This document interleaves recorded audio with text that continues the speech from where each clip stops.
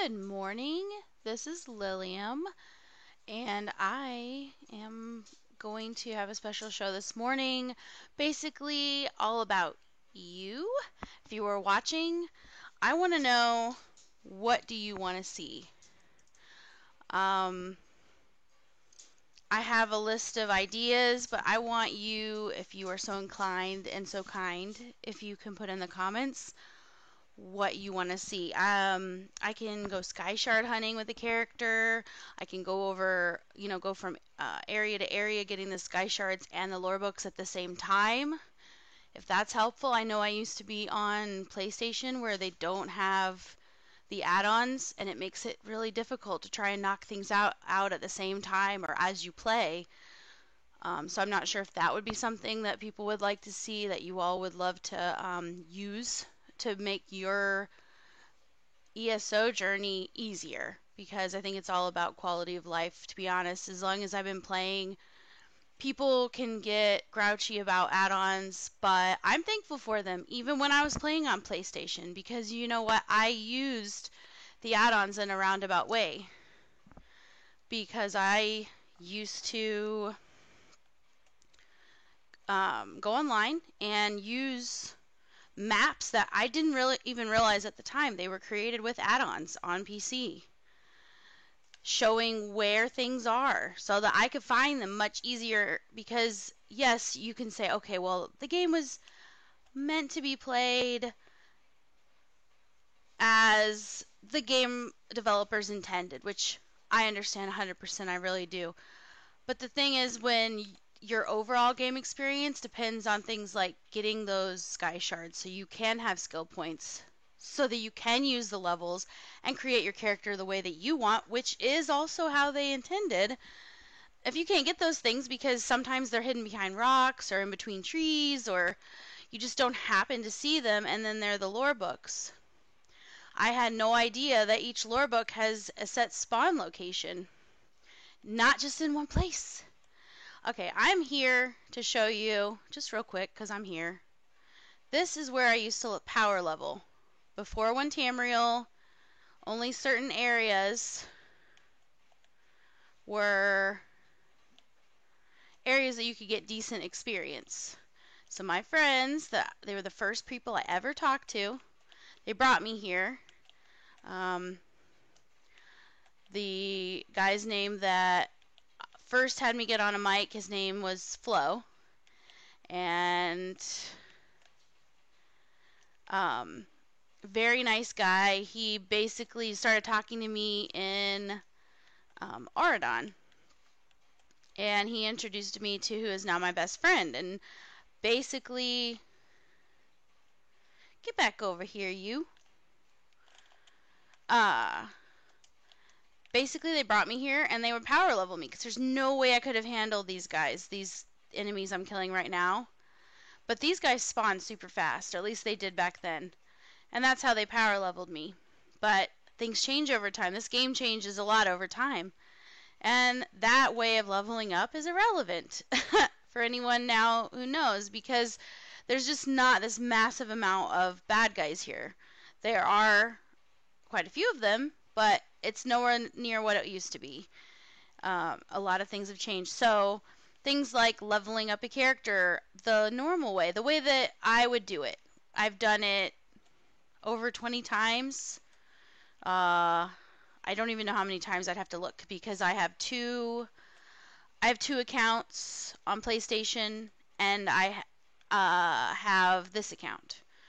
So, and I don't know if you noticed, but the first screen I was on, that's the login screen, the character selection screen.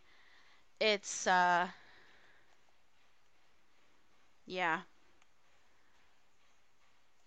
It shows you that all my characters are now, all the characters I have. I can get more slots unlocked. I have to do that, I would have to pay real money, which I don't mind doing. I probably will do that if you all want to see new characters leveled up. But I can show you how my friend and I power level. One thing that I really, really, really like to use, just throwing this out there, is Magicka Detonation from the uh, PvP tree, one of the PvP trees. Huh, P-trees, that's funny. Anyway, sorry. Proximity detonation. So nice. There's a certain dungeon. We do use Skyreach. There are a couple other dungeons that if my friend will be okay with me telling you all, I will tell you and show you.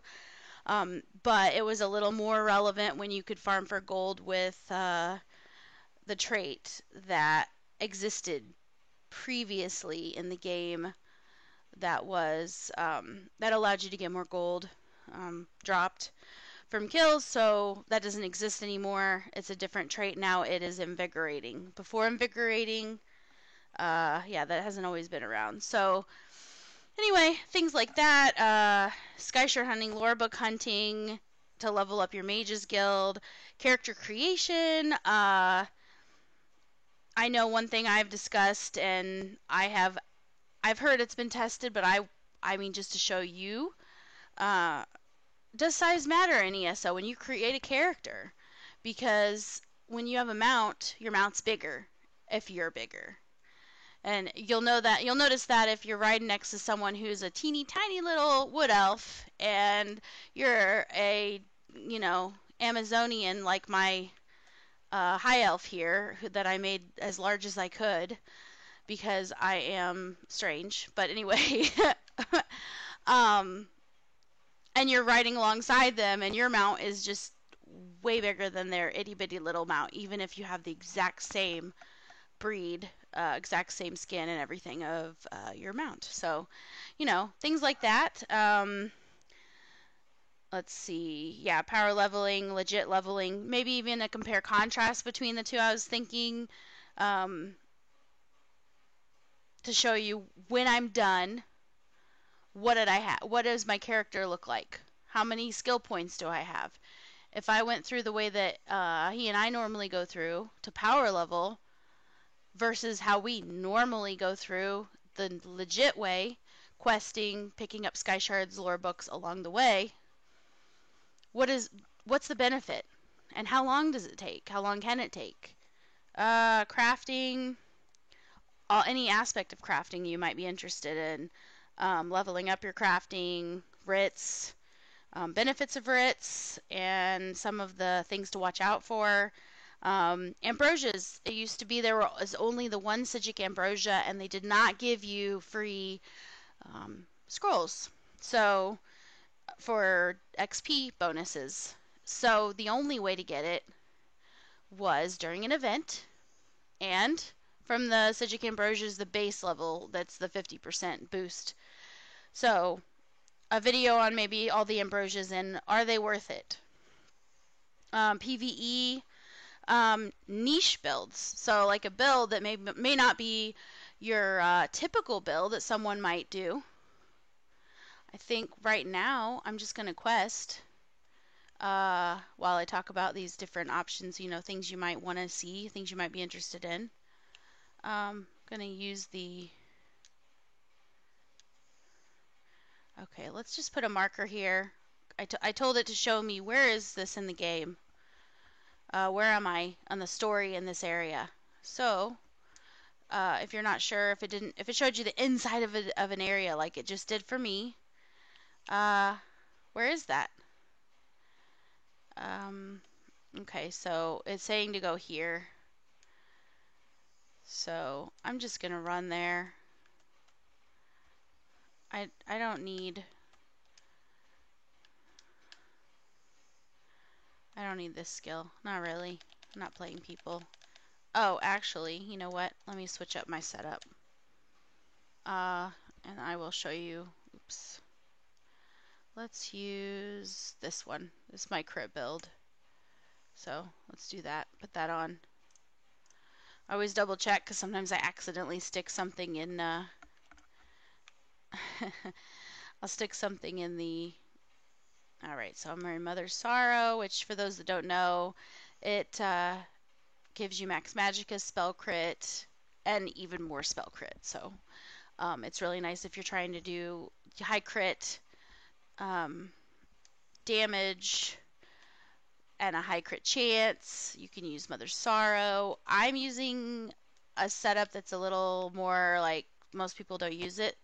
So it's kind of what I mean by a niche build, but a niche build more like a super sneaky setup. So if I want to go do Dark Brotherhood or Thieves Guild, I have a special setup for that, and that's another thing I can do a guide on that. So I mean, whatever you want to see, housing, achievements, any achievements. If there's an achievement, you're like, this achievement, I want to see you go through it, see if I want to do it, or maybe just be able to follow you as you do it.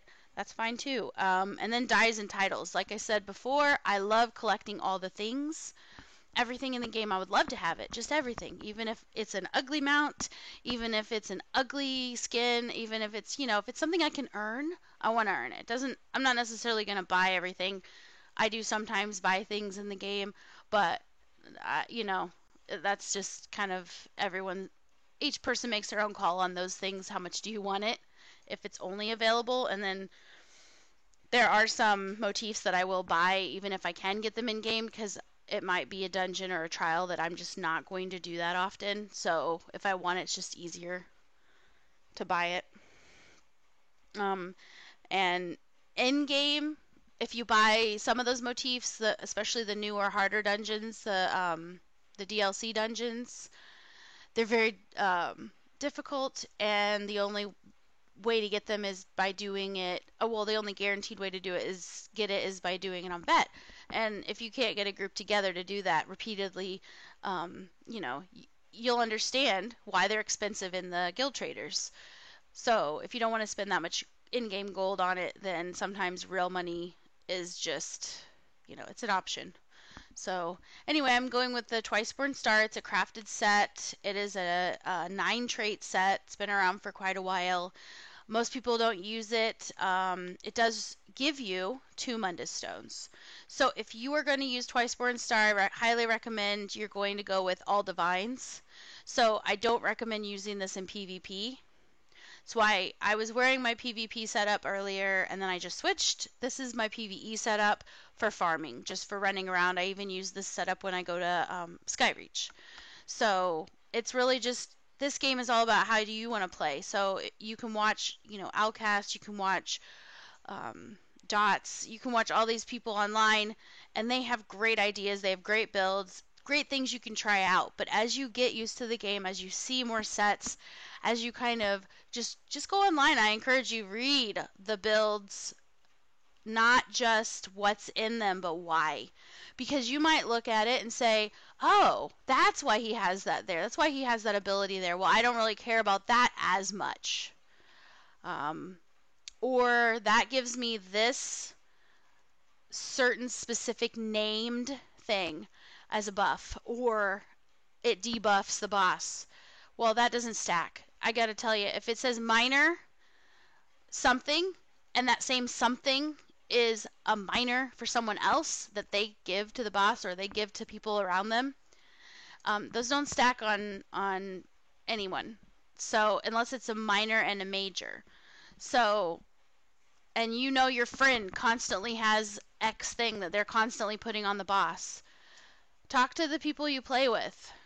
Coordinate.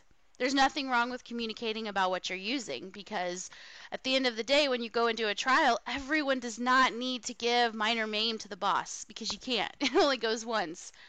So if you communicate, you maybe don't have to be super amazing at playing, because that coordination and making sure you're taking advantage of every buff and every debuff in the game, that can be your advantage. Oh, hey, Blade Ninja, how are you doing?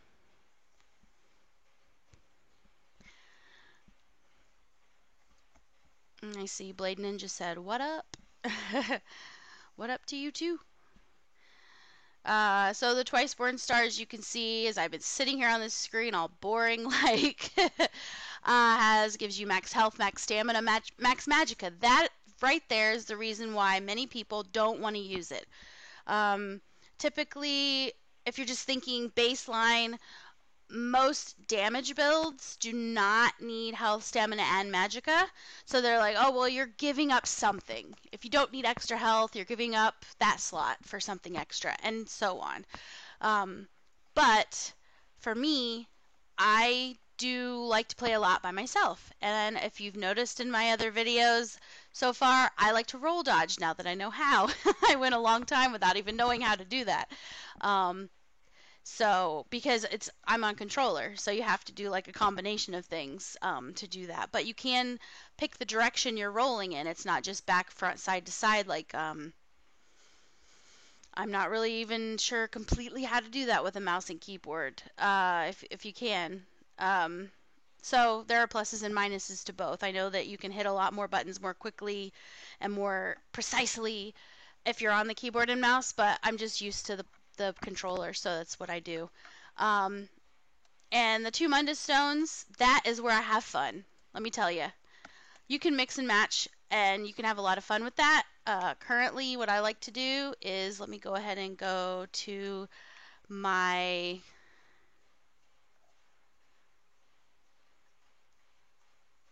Blade Ninja says, I salute you being able to talk this whole time. When I stream, like, only talk when I'm interacting with chat, lol.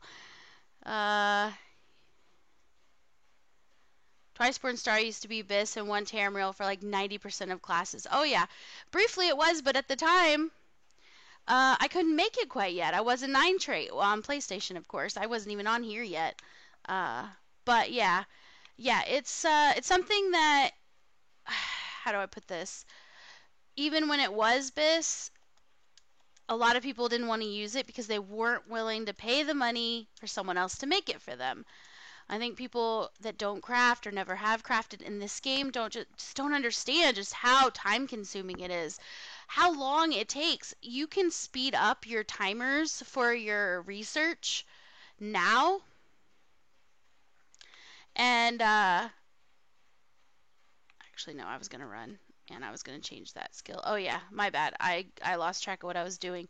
I need to go and travel real quick to the guild that I like to use their spot. I showed it in my last video, I think. Basically, they've got all the Mundus stones that I need, and they've got all the crafting stations. So I love to use them. They are great. Yeah, I appreciate them. All the guilds I have are great. They provide one thing or another for all of their players. By that I mean you may find that you have one guild that you love to be social in way more than the others, and that's perfectly great. And then you may find other guilds are really, really great for trading in. Maybe they have a decent amount that you can, you don't have to pay a whole lot for belonging to them. So a lot of the guild traders, they will require that you pay a certain amount. And I'm going to tell you right now, if you have never run one of these guilds, it is expensive beyond belief at this point in time. Millions in gold, millions per week spent on guild traders, a decent spot. So if you want to have a decent spot on PC, it doesn't matter quite as much, because you do have Tamriel Trade Center online. So if people are aware of that Tamriel Trade Center, they can go online, they can check prices. And what I have to do if I put on my Trisporn Star, I take off one piece. Reason being is the Mundus that I already had on, I don't want to keep it. So I need to make sure that the first Mundus that I put on is going to override the one that I had on. This is not the one I want. I want Shadow. So I want Shadow because it increases my crit damage. Then I'm going to put the shirt of the Twiceborn Star back on, and I will be able to put the other Mundus on. Make sure. Yep, 5 out of 5. And again, I want to check this just to make sure. Balorg is the headset I'm going with right now, because I have it and I can. And because, why not? Gives you weapon and spell damage. I love these new sets that ZeniMax said, Bethesda, that they are putting in here. I love it because they are diverse. I'll show you another, since I'm in here with these crafting stations, I can quickly show you this other set that a lot of people are using. It's great. They're also diverse. Look it up. New crafted sets ESO. I can do a video on it if you guys want. It's great. basically, they're great because they're like this set right here. Weapon damage, spell damage, gives you both. You do not have to be, oh, well, I'm a magic character. It doesn't give me anything. You know, it looks like it's a only for stamina, or it's only for a tank because it gives you extra health. Like, think outside the box. This is great. I love it. When you use an ultimate ability, you gain weapon and spell damage for 10 seconds equal to twice the amount of total ultimate consumed. Basically, bottom line, the quicker you're getting back your ultimate, the quicker you are getting more spell damage or more weapon damage. And don't forget to use your ultimate when you can. But the best benefit for this one is if you're in some place like Skyreach, you got a lot of undead. This is why it is amazing, is because I have points that I was able to put into, I think it's Undaunted, or hold on, this one, no, this one just gives you extra goodies. Fighters Guild. Yes, here we go. Banish the Wicked. You generate 9 ultimate when you kill an undead, Daedra, or werewolf. So, undead, there you go. So, if you're in Skyreach, which I can do a video on if you don't know, if you're in Skyreach, everybody in there, almost everyone in there is undead. Not everyone, but almost everyone. There's ghosties and there's skellies and, you know, you name it. It's a great place to get guts and worms. I'm not sure if there's guts, but yeah, there's worms. There's all kinds of nasty little things that you can use for fishing.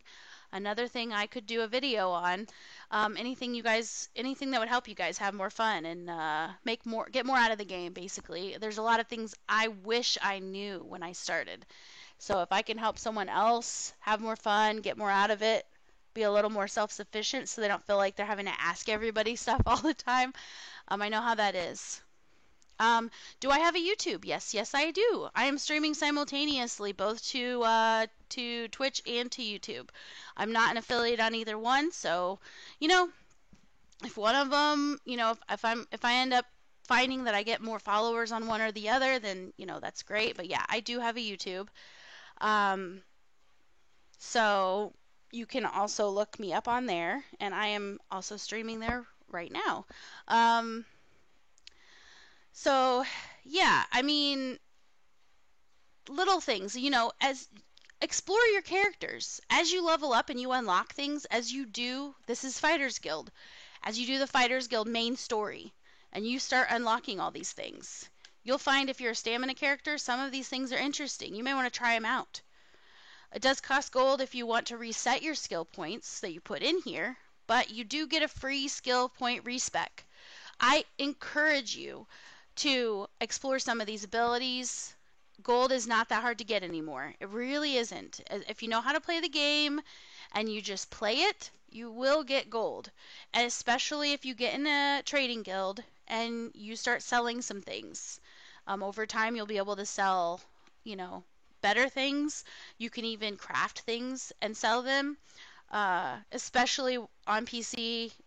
Again, I love console, but they don't quite have that quick ability to share online what you're selling. So if you don't have a really good spot for your guild trader, one of the main cities like Eldenroot, if you go into Elden Hollow, you've got all kinds of stuff. People love to go there. It's a major thoroughfare.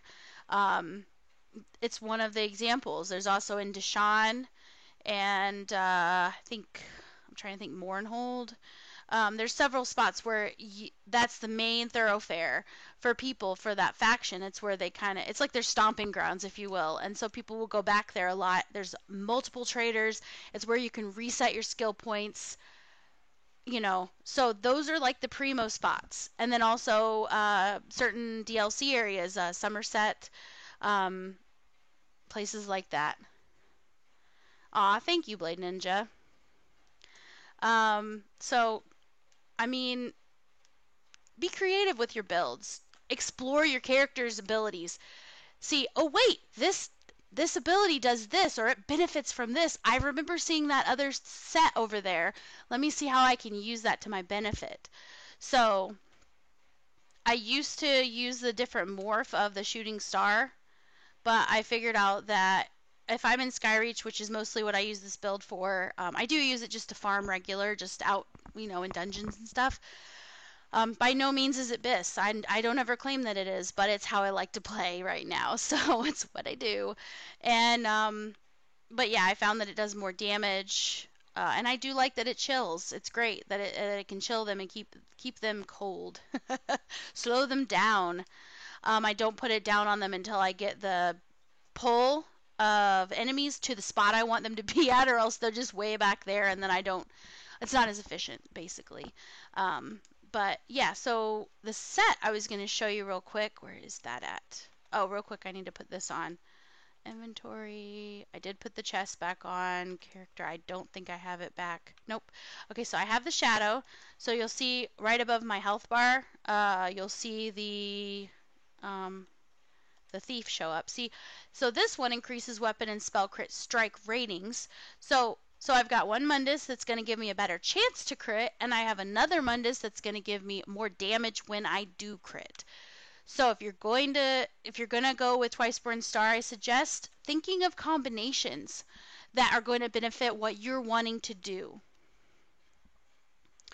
Blade Ninja says BIS doesn't matter as long as you do enough damage for whatever you're doing. Exactly, because if I'm going sneaky sneak, I'm gonna do Thieves Guild, okay? I don't need damage. I really don't.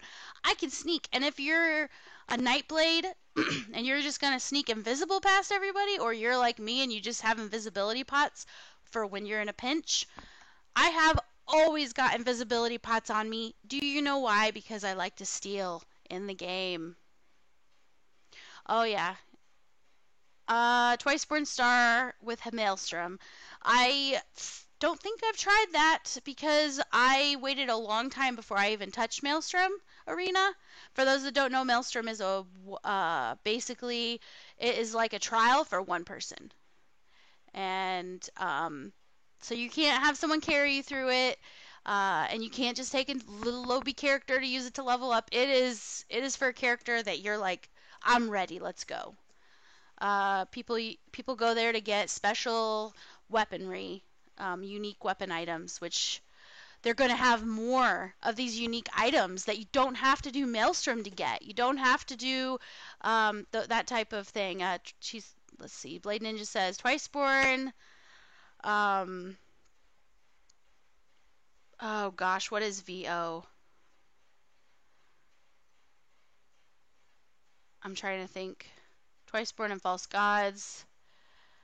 Vicious Ophidian. That's what it is. My bad. It came to me after a second. Sorry. I think I didn't sleep enough last night.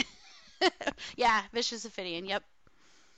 But yeah, this is the set that I was talking about that got me super, super stoked when I saw the patch notes for the update that brought this beautiful set.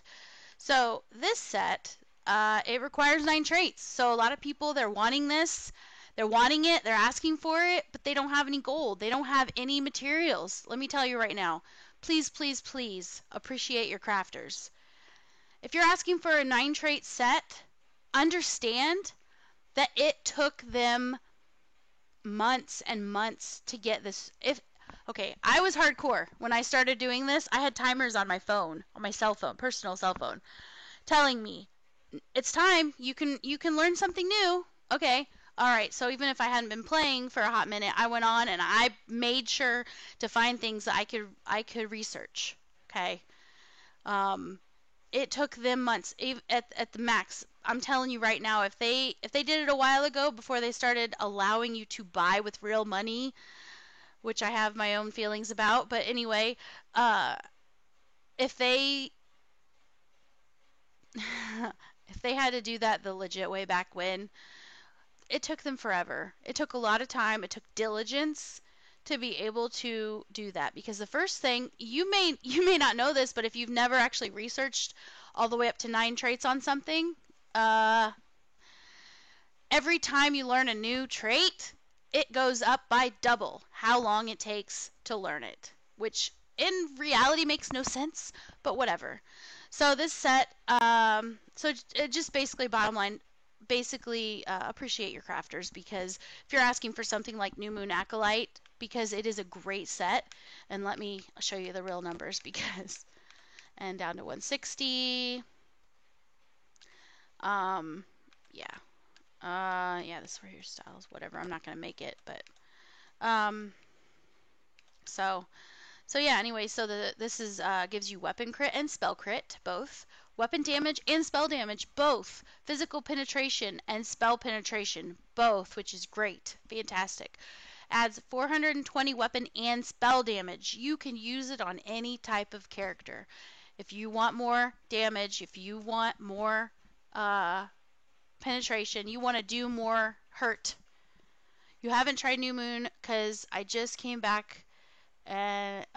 Game, is it worth the cost? The cost, if you can't make it yourself, I would, if you have any friends that play, actually, I can't remember, did you say if you were on PlayStation?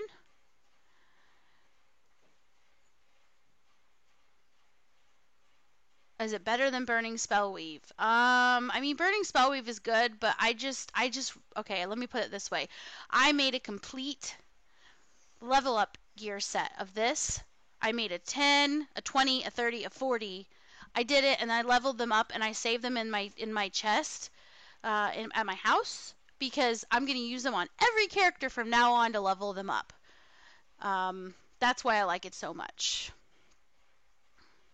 Skill cost increase. Yeah, I mean, honestly, I don't even notice it when I'm using it, especially on new characters. I think it is, in my opinion, it is the best thing to pair up for leveling up. I would say for leveling up, if you've got a friend that can make you some level up gear, again, appreciate them. But let me tell you, this other set over here that's brand new as well, just, if you can save up and have them make you level up gear, if you've got multiple characters, you're going to have, where's it at? If you've got multiple oh no, I know where it is. It's over here. It is totally worth, Ancient Dragon Guard, I think, is the one. Let me see, creation. Yeah, this is right. Okay. So, max health, weapon damage, spell damage, weapon crit, spell crit, adds 261 weapon and spell damage while your health is above 50%. And then if your health is below 50%, it adds 3,018 physical and spell resistance. You put that along with the New Moon Acolyte on a new character, and you have no worries. No worries. You don't need what's a monster set? Like, by the way, don't ever try to get monster sets unless you're 160. It's just not worth it, and it's just not very nice to the people you're playing with. That, unless they actually invite you to go, don't ask for someone for a monster set when you're not 160 yet. Please. Or if you want to ask them to get it for you and you're close, and you just know you're gonna use it, but you have to wait to use it till you're 160. But I don't know, it's just not worth it, just keep leveling up. You don't need it. Put this set on, put the other set on, boom, you're good. Yeah, with the people shouldn't be able to queue for vet till, yes, I agree. I also agree that the harder dungeons, not the base game dungeons, but the initial, even the initial dungeons that are from DLCs, people shouldn't be able to queue until they're 160. How do I put this? I don't know. It's just not, it's not worth it. If you go into a game and you are allowed to do something, you're assuming that the game thinks you're ready. And frankly, when it comes to that, as you said, they're just not ready. You're not ready. Unless you're max CP, unless you've got a lot of CP points put in, and you have a build of some sort that you've got, you shouldn't be in some of those upper level dungeons. They're just too difficult on vet. They're way too difficult, and it can be a headache for the people you're playing with. It can be a headache for you. It's just, don't do it. Please don't try. Please don't. If you're gonna go random, and you're on a character that's not leveled all the way up yet, if you're with people that you know and they don't mind carrying you, that's fine. But going random, queuing up for a random vet dungeon, you could get a hard dungeon. So be careful.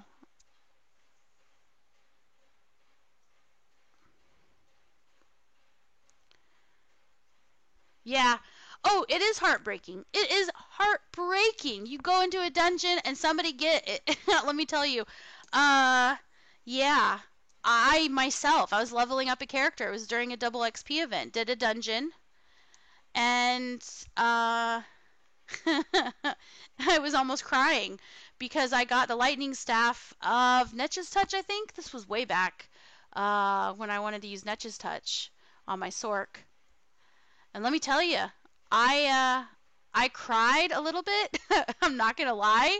It was one of those like frustrated cries. It wasn't like bawling like a baby, but I was crushed because my character, not 50 yet, got the staff I had been farming for, and we didn't even go there on purpose. We queued for a random to get the XP bonus with the XP buff, and I had a scroll on. And I think I was close to 50. I think that was the extra, like, just knife in the heart. It was not good. And that's something that you can't even help, even if you're not even in vet. You can't help that when you get the weapon you've been farming for, and if it has the trait you wanted. Oh gosh. It's like I feel for you on that one. I really do.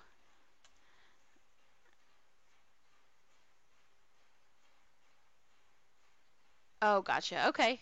Yeah. Blade Ninja says just a little tip since you're streaming on two platforms, you gotta read questions out loud. Otherwise, people on YouTube won't know you're answering my Twitch question.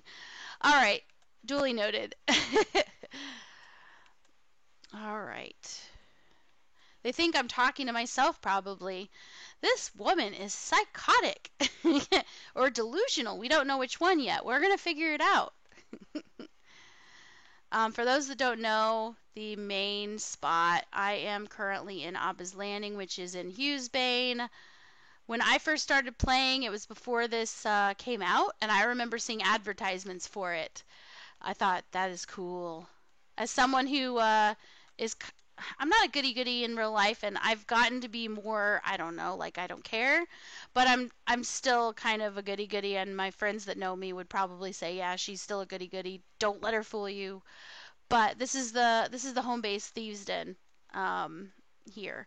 So this is where you're going to do the main story if you're wanting to do Thieves Den. Again, if you're wanting that, tell me in the comments. Please, oh please, what you want. You can do that on YouTube. You can do that on Twitch as well. Either one. Blade Ninja says Thieves Guild was the best patch ever ESO ever had. I agree. I love it. I love it so much it gives you the skill line.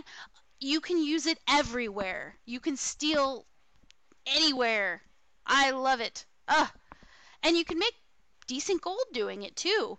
You go in there and you do the skill not the skills, do the quests until you get to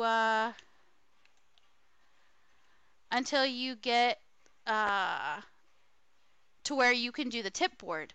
Do the tip board. You can talk to the tip board.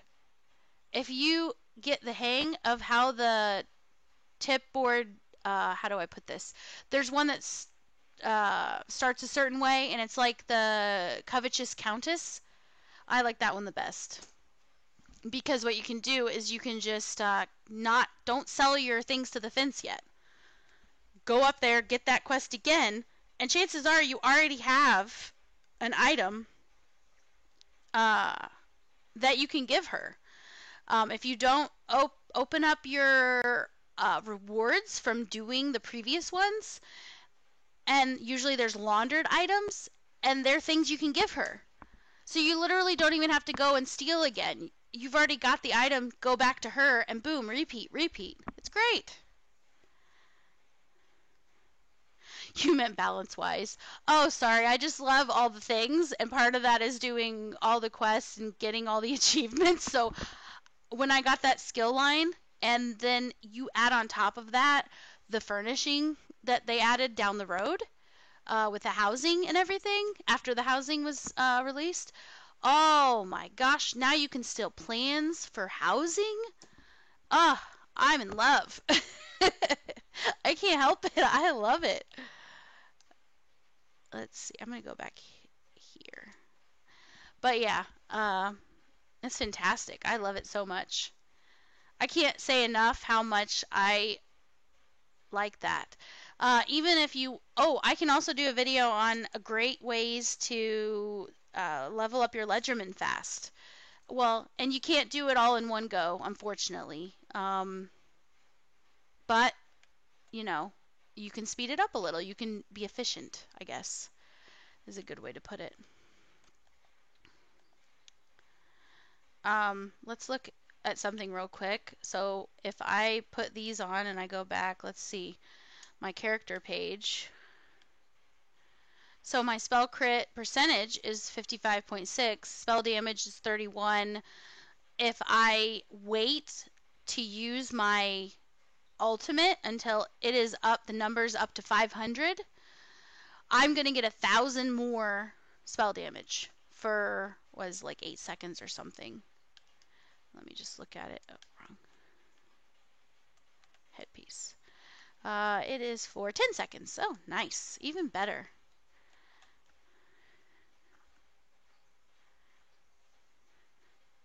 Can we get a video on how to PvP as a PvE main is the question. Yeah, I can definitely do that because this character, in case you haven't gleaned, is my main, and she is mostly PvE. This game is a lot about the sets and the type of gear you're putting on. Is it heavy? Is it light? What passives, like how are you affected when you change your gear? So yeah, I can definitely do a video on that. It's important because, like I've said before, if you're wanting all the things like me, you want to get Tamriel Hero, which means you have to go to PvP to quest. I'm sorry. If you want it, you gotta go. So it's a little better if you're maybe a little more prepared for it. Yeah, all the things you can do with a character. If your character is just kind of like, because again, you don't have to be powerful to quest. You don't at all. So many PvE players don't change anything up for PvP. Agreed. I think part of that is ignorance. And when I say ignorance, I don't mean it with a negative connotation. I just mean they just don't know. And also, maybe they don't care, which is fine too. I mean, this is a game. This is not life. Anyone who wants to get angry about it, it's a game. At the same time, games are way more fun when you're winning. Games are way more fun when you're not consistently dying. Anyone who's ever played any game ever should know that. I mean, think Mario. If you're constantly falling in the holes or getting killed by some mushroom or something, it's just not as fun as when you're kicking butt and getting through levels. I mean, it's a fact. So, yeah, this long time ago, this is when, before they had all the extra with the outfits and stuff, this is where me and my friend used to go to put on gear and try out new colors for our armor. At the time, you couldn't dye your weaponry at all, not the handles on the staves or anything, and they didn't have like the outfits. So it was just a dye station. And so we used to come here because it's just sunny. And there wasn't Somerset yet.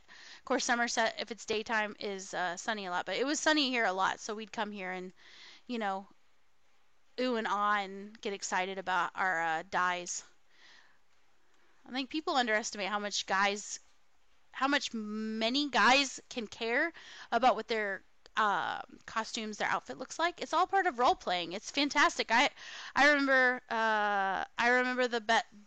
this one friend of mine, and he was a guy's guy, you know, like what anybody would consider to be a guy's guy as far as his like real life likes and things. And I just remember on more than one occasion he was like, "Hey, Jiffy," that's what I went by, was Jiffy. He says, "Hey Jiffy, can you come with me and like give me input on my outfit, on my dyes?" Heck yeah, that sounds like fun. Let's do that, you know. I asked him about it. I was like, do you ever ask a guy to help you with this? He's like, no, a lot of them might just get weird reactions. I'm like, why, man?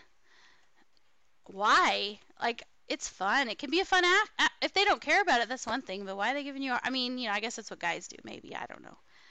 I think guys are weird because, like, I guess guys, like, not all guys, but I think generally they can, like, have an all-out just fist fight with each other, right? Let's say they have a disagreement, fist fight or screaming match or punch each other out, and afterwards they're like, "Sup?" It's like they're cool after all is said and done. He says we sure are weird. I'm just saying, like, as a girl, that makes no sense. Like, I would never go up to my friend and be like, "I'm so pissed at you," and just pop him in the face, and then just like beat the crap out of each other, and then afterwards be like, "Sup?" Like, we're good. Like, you nod and you're like, "We're cool." What? It's like, I love it, and also I'm confused by it. I don't get it. But, whatever. it's it's part of the beauty of guys and girls being different, I guess. In general. Yep, they get it all out and then it's all over. That's correct. Having a guy that's a best friend, I mean, you know, I have a core group of friends that are girls that I've known forever. And known them since we were like 5. One of them we met in 6th grade because she went to a bunch of different elementary schools, but never mine. And I still am in contact with them. We have a Facebook Messenger that's been up since we reconnected after high school on Facebook. I had lost my phone because it just broke, and I lost all my contacts that were on it. This was back before the cloud. This was back before all that, right? And so I didn't know where my friends were. And I had even moved at the time. I actually grew up in Kansas City, and which, by the way, go Chiefs! Like, they're going to win the Super Bowl. I'm so excited. Been waiting my whole life for that. I grew up watching them. Love football. Sorry about that. A little detour. As I'm just questing here, doing my main story for Dark Brotherhood, in case anybody was wondering what the heck I'm doing. But no, grew up in Kansas City, and I lived in the same house from the time I was 4. No, well, maybe 4.5. I was almost in kindergarten. From the time I was 4 until the time I was... You're a fan of the 49ers for this Super Bowl. Yeah. I mean, everyone's entitled to have their own, but it's just, I am loyal. I don't live in Kansas City anymore, and I haven't for almost 2 years now. But let me tell you, like, I will always be loyal to the Chiefs. I spent way too many Sundays, way too many Monday nights cheering them on and being heartbroken to not be loyal, so that when they do well, like this year and last year, which this year, oh man, I had a couple tears because I just didn't believe it. I was like, you're kidding me, they're going, I can't believe it. Plus it's 50 years since they went to the Super Bowl, so I just kind of think it's meant to be. I know people who hate the Chiefs generally because their team is a rival team, but they're actually cheering for us this year because because they're just like, it just feels like the right thing to do. I don't know, or they just really like Mahomes, our quarterback. I don't know. But no, everyone's entitled to have their team. My thing is, like, I much prefer someone who's loyal to their team, no matter what the team is, even if it's the Raiders, but even if it's the Raiders, if you're loyal to your team, I give you props. I respect that. Someone who's like, whatever the winning team is, it's like, okay, if you're a Chiefs fan now and you have never been before, welcome, but I respect the loyalty more, I guess, than that. So it's like, if you change because you change cities, that's one thing, but just because you're on a bandwagon, it's not my favorite.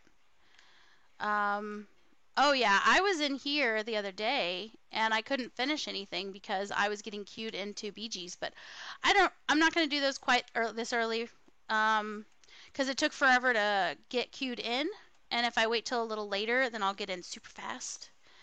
And this way I can just quest and not get popped out of these dungeons that you can't be in, evidently, if you... Oh, that's a dead end I remember from yesterday. Okay, this way. Yeah, huge Chiefs fan, huge Royals fan.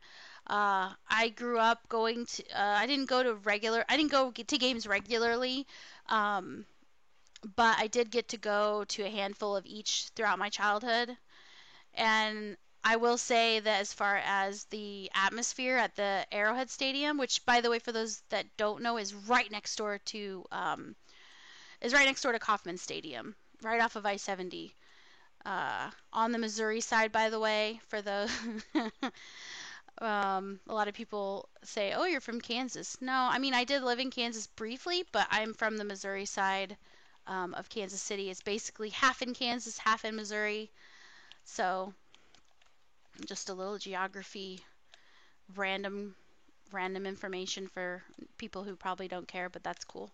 I'm just talking so that you're not bored watching me completely. Okay, this way. Mini map is amazing. I love the mini map for places like this that I don't know where I'm going. I've never been here before. I mean, I was here the other day, but I didn't get this far into the dungeon, I don't think. I don't know why this smokiness is around here. Come to think of it, I think I was in here after I was streaming. I think I was just playing with my friend. We were trying to get him the reward for the day. And I'm going to wait until my ulti gets up to 500 so y'all can see my damage. Not the damage necessarily, the numbers, but I'll show you my character screen hopefully before the buff runs out. That way you can kind of see it in action. That would be nice. Oop, rolling down. All the enemies. And as you can see, as I go by them, basically, I put this on, make sure I have the crit on, and I make sure that I have the Boundless Storm on, because the Boundless Storm is going to tick damage, and it will occasionally crit. As you can see, the orange is the critting, orange numbers. And let's just grab these guys, because why not? And I noticed there's a bit of a funny glitch right now going on. I noticed it yesterday, where basically a NPC will be next to me, yeah, and then they stay back, but they're supposed to be following me, and then all of a sudden they like super fast run. Like if I notice it again on here today, I will, I will definitely, show you. I think it was. I don't know, it might have been this guy that was chasing me and I hadn't gotten finished, so I had to start over. But it was funny. Like if I notice it, I'll be like, look, this guy's running suddenly fast. Yeah, he's just jogging behind me right now. I'm gonna jump down there because I think I'm supposed to go. Yeah, I'm supposed to go in that other room. Whatever. So, yeah. But yeah, I definitely need feedback. I need to know what you guys want. So thank you, Blade Ninja, for your suggestion.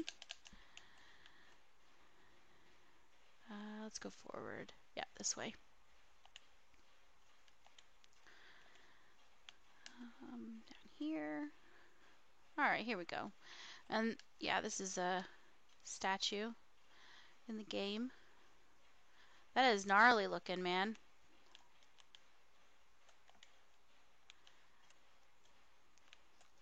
With the head right there.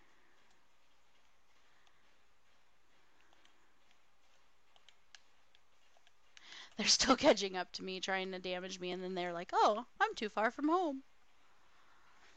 So I need to approach the shrine and talk.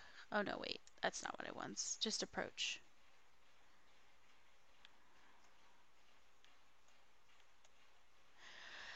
Oh, they're having talks.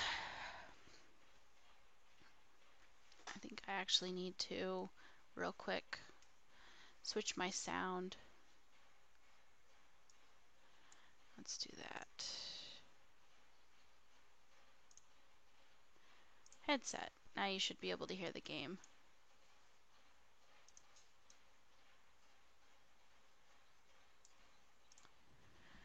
Alright. Well, wasn't that revealing? I might have to find other uses for the... Alright. Shazara Tar will return you to the Gold Coast. Sorry about that. Didn't have the game sound on because I had it in my speakers, but I had turned my speaker off yesterday and forgot about that, so the sound was non-existent. Actually, yeah, let's go this way. But no, yeah, this skill line. I think it's the last skill line I need to level up before they bring out the new skill lines, which I'm so excited about. It is going to be fun. I like collecting things, like I said before, so the new skills sound like they're going to be directly related to the new collectible things. So it should be a lot of fun. Oh, he wants me to meet him in Kvatch? Well, I can just... Oh, look where it has me. Out here in the middle of, like, no man's land. The undiscovered as of yet portions of Tamriel. So let's go back here. This is Kvatch.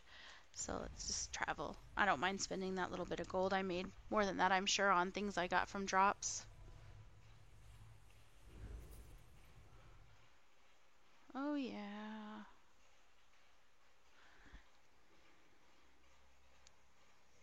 It is Friday, by the way. So, happy Friday to anyone who's watching this today. The last day of January in 2020. Oh, by the way, one of my favorite things about this game is just how pretty it is. Generally, I'm not like a superficial person. I'm not one of those girls that can't leave the house without makeup. I mean, I do wear it for certain things, but you know, I'm not that superficial. But I gotta tell you, like, it's just kind of nice playing in an environment that's beautiful. And my character, I can make her look beautiful. I can make her look ugly if I want to make her look like a zombie or whatever. Like, I love the diversity, and I really appreciate just the landscape, the architecture in the game.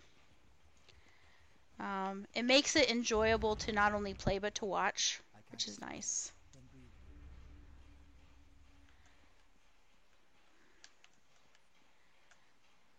Just on a side note, I have started to learn Blender, trying to make assets for games and for other things. And I am really starting to just appreciate just all the small things in games. Like, at some point I'll take you guys to my house in the game. I'll probably end up streaming on PlayStation at some point too, just to show you my house there. But even the mirror, like a little hand mirror, just to appreciate the effort that it took to make it. And that's why, you know, I don't mind supporting the game creators by, you know, buying little things here and there that I want. Because it's like, okay, so it used to be in the day you'd go to the arcade to play games. You spent how much money at the arcade? Every time you went, you know. I mean, depends on how much. It's like going to the casino. You just have to assume that money's gone. So, and I know there's been new laws that have been made about, in regards to children and advertising, and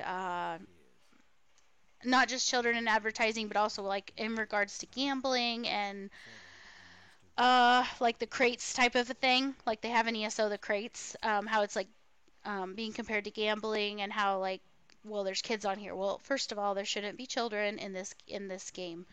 It's not rated for children, for small children. It's just not. So, if a child's in here playing and they have permission from their parents to play, I don't know. They shouldn't be in a game like that. And that's your decision to let them, but you must also understand that all aspects of that game were made for people of a certain age range. So, keeping that in mind. And just be aware that that's something that if you're going to allow them to play that, be aware that A, they're going to interact with other adults, and B, that all the things that go with being in environments where adults are. They're going to see drug use, they're going to see alcohol consumption, they're going to see violence, but they're also going to encounter other things like the temptation to purchase things. The temptation to purchase things that have no guarantee, like a crate, So as far as that goes, education and just self-control, I think, are the key to that. I don't have a problem supporting them. Now, I do appreciate if they've got a decent drop rate on certain things, and I do disagree with like the Apex rewards. I will put that out there. I don't think it's right that some of the things you can only get from the crates, and you cannot use the crown gems that you earn. I think all of the items in the crates should be either able to come as a drop in the game or be earned in the game, or if they're exclusive to the crates, that's fine. But I do think that it should be something that you can purchase with the crown gems, so that way if you're not getting good RNG, you can at least get guaranteed that you'll get something that you want, something. You still have to spend a decent amount of money, real money, to get enough crown gems to get a decent thing. Even if you want to make those Apex rewards like twice as many, at least make it something you can earn at some point. There's plenty of times when there's nothing you want at all in the crates anymore. You've already gotten the things you want, or maybe that particular, I think Scalebreaker was one that nothing really tickled my fancy necessarily. There weren't any motifs that I would want. There wasn't any, anything that really sparked my interest, so I wasn't interested in them. So when that one came around, I had some crown gems from before. I didn't feel like spending them, so they rolled over still into the time when I had the next crown crates. Okay, well, do I want any of these things? Well, I do, but the things I want, I can't use my crown crates on. So I didn't buy more crates because I figured I'm probably not going to get the one, like the chances of getting that one, I don't know what they are, but they're extremely low. Those Apex rewards. I don't see very many people with those mounts, like at all. Why make such a beautiful mount, such a gorgeous mount, and make it to where almost like nobody can have it? Just to get people who have that much money to spend on the crates to take a chance until they get it. Like Charlie and the Chocolate Factory, when that girl's dad bought just a ridiculous amount of chocolate that no one was going to eat. Just to get the one thing? No, make it possible. That I know as a avid player on this game, I would greatly appreciate that. Again, even if it was a lot higher amount, just that you could at some point you could. Then I would wait for the right timing to the right one. There you go. 10 Dark Brotherhood. I can do a complete series showing from start to finish in the Dark Brotherhood. I can do that. But this is just where I left off with this character, so it's what I'm doing. What level is that now?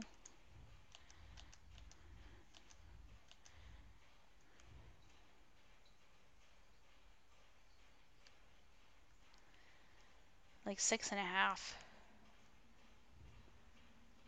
I mean, I have 29 skill points.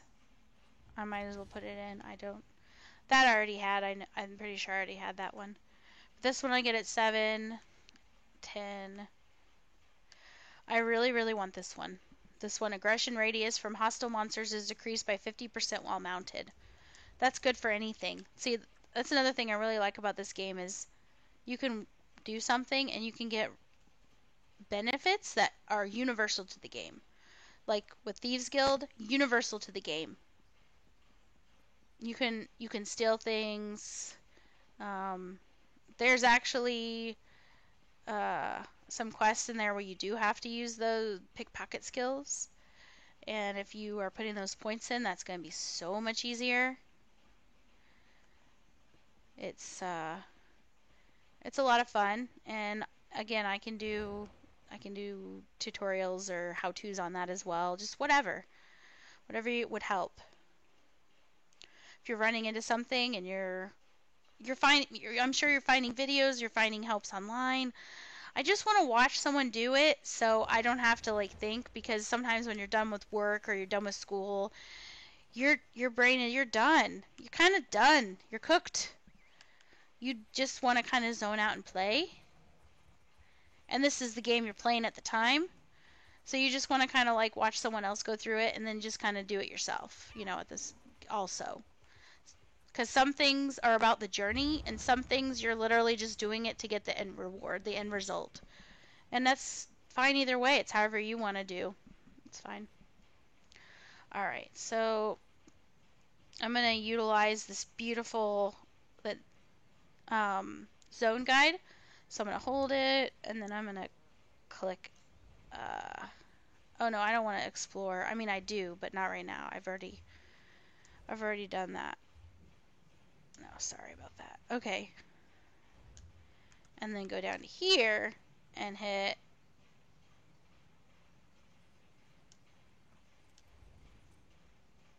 no. Okay. I need to find this again.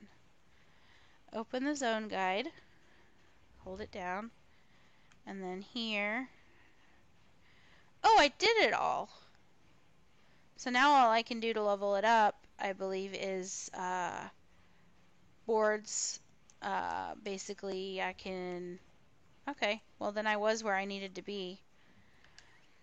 Alright, let me go back north.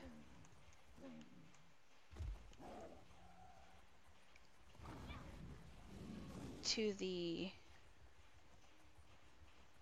Undaunted Enclave. And I am going to work on leveling that up more because, like I said, I really, really want the reduced... I want to be able to run by on my maxed out mount with my retreating maneuver, run by enemies, and before they even realize somebody came by, they're like, hey, was that a breeze? And boom, I'm gone. That's what I want. So, and I can test that out too when I get it, but that's what I'm trying to do right now. It's funny because I'm working on Dark Brotherhood, but I'm not really focusing on the sneaky aspect so much. As far as like why I'm doing it, I am doing it for the purposes of mount. Alright, marked for death. So I think I'm going to switch it up to my sneaky build. I'm going to go ahead and show you my sneaky build because I can. Sneaky sneak. Healing staff, fire staff, sneaky sneak. So I've got 4 pieces of Darlux spray, which I'll show you the setup. I've got Jack of the Night Mother, so I think the Night Mother's Embrace, I've got 5 pieces. And I've got the jewelry as Night Terror. I'll show you why. You don't need a monster set for the sneaky. Your goal is not to kill things, and even when it is, it's nothing big. It's nothing hard. So your goal is to be sneaky, agile, and able to get things. I'm not going to be able to do some of the things. I wouldn't want to do like the heist in the Thieves Guild with this right now because I was a vampire. Vampire in sneak, fully leveled up with the points in, can jog when they're sneaking without trying. No, it doesn't, And the way that this is set up when I'm wearing this with that, it's much more beneficial. I don't want to reinfect my character right now. I'm going to wait until the new update when they have revamped the vampire. I I'm gonna reinfect, and that way I can show you, okay, if I want to be a vampire now, how do I do that? Ways to get the bite. You don't need to buy it. In fact, I discourage you from buying it. You don't need to. I can show you how to get that real easy. So yeah, there's that. The abilities, I'll be able to show you a little bit of a different setup that I had at the time, but this is what I use when I do the sneaky. And let me see what Mundus I'm using, because I didn't put down in the thing. I'm using the Shadow, which does crit damage. I think I'm gonna go with a different one. So real quick, I'm just gonna go ahead and travel back to my guild and get that other Mundus. Yeah, I'm gonna do that. And then that way I can come right back here. Probably should have picked that quest up. Oh well, I mean hindsight. I'll come right back at the quest and then I'll be good to go. Yeah, I really enjoy these DLCs. I think honestly this DLC and the Thieves Guild DLC, or no, this is the yeah, this is the Dark Brotherhood, and then that's the Thieves Guild. Sorry, I got confused because the house that I went to, it's actually in Hughesbane, which is the Thieves Guild area. But I'm working on the Dark Brotherhood, so I confused myself. So the Apprentice does spell damage. No. Magicka recovery. Physical and spell resistance. I don't need it. Increases max health. Again, don't need it. So let's go up here.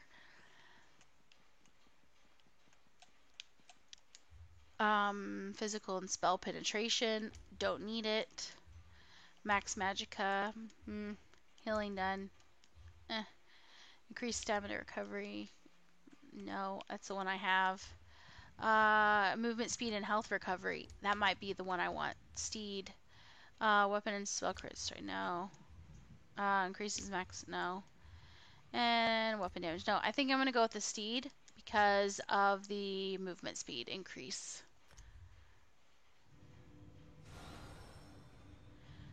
It's something I can actually use.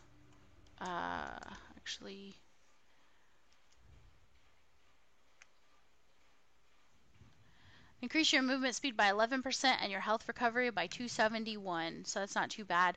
I'm using Sugar Skulls, but I'm actually going to change that for right now. And I think I've got it in the bank, but I can just make more.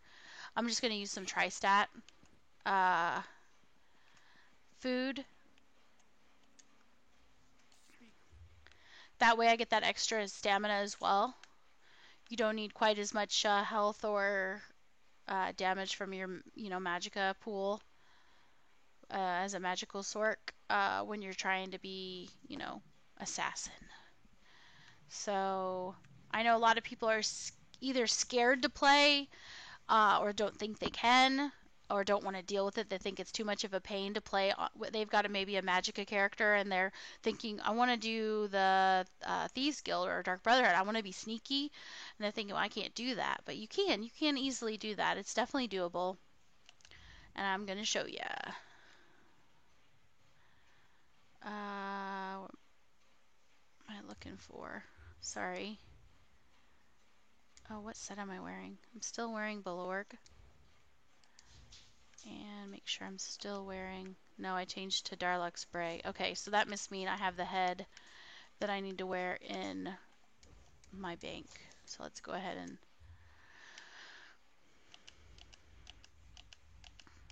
head. There it is. Alright, so withdraw. Put that on. Okay. So basically, 4 pieces of Darlux Spray gives me more recovery, and then reduces the radius you can be detected while sneaking by 2 meters, reduces the cost of sneak in stamina by 26%. Okay, so pair that up with the Night Mother's Embrace. Sorry, it wasn't Sorrow, it was Embrace. Night Mother's Embrace. I'm getting more stamina. I don't care about the weapon damage, but I do care about the stamina recovery. reduces the radius you can be detected while sneaking by 2 more meters, and reduces the cost of sneak by another 25%. Finally, my jewelry. Necklace of Night Terror. I put Swift on these to increase my movement speed. Actually, I didn't put it on that one. I think I just had enough transmute crystals at the time, so I put that on. Oh, maybe I did change it on these. Sorry, my bad. I was looking at the wrong. Yeah, I didn't put it on this one, but I was able to put it on this one.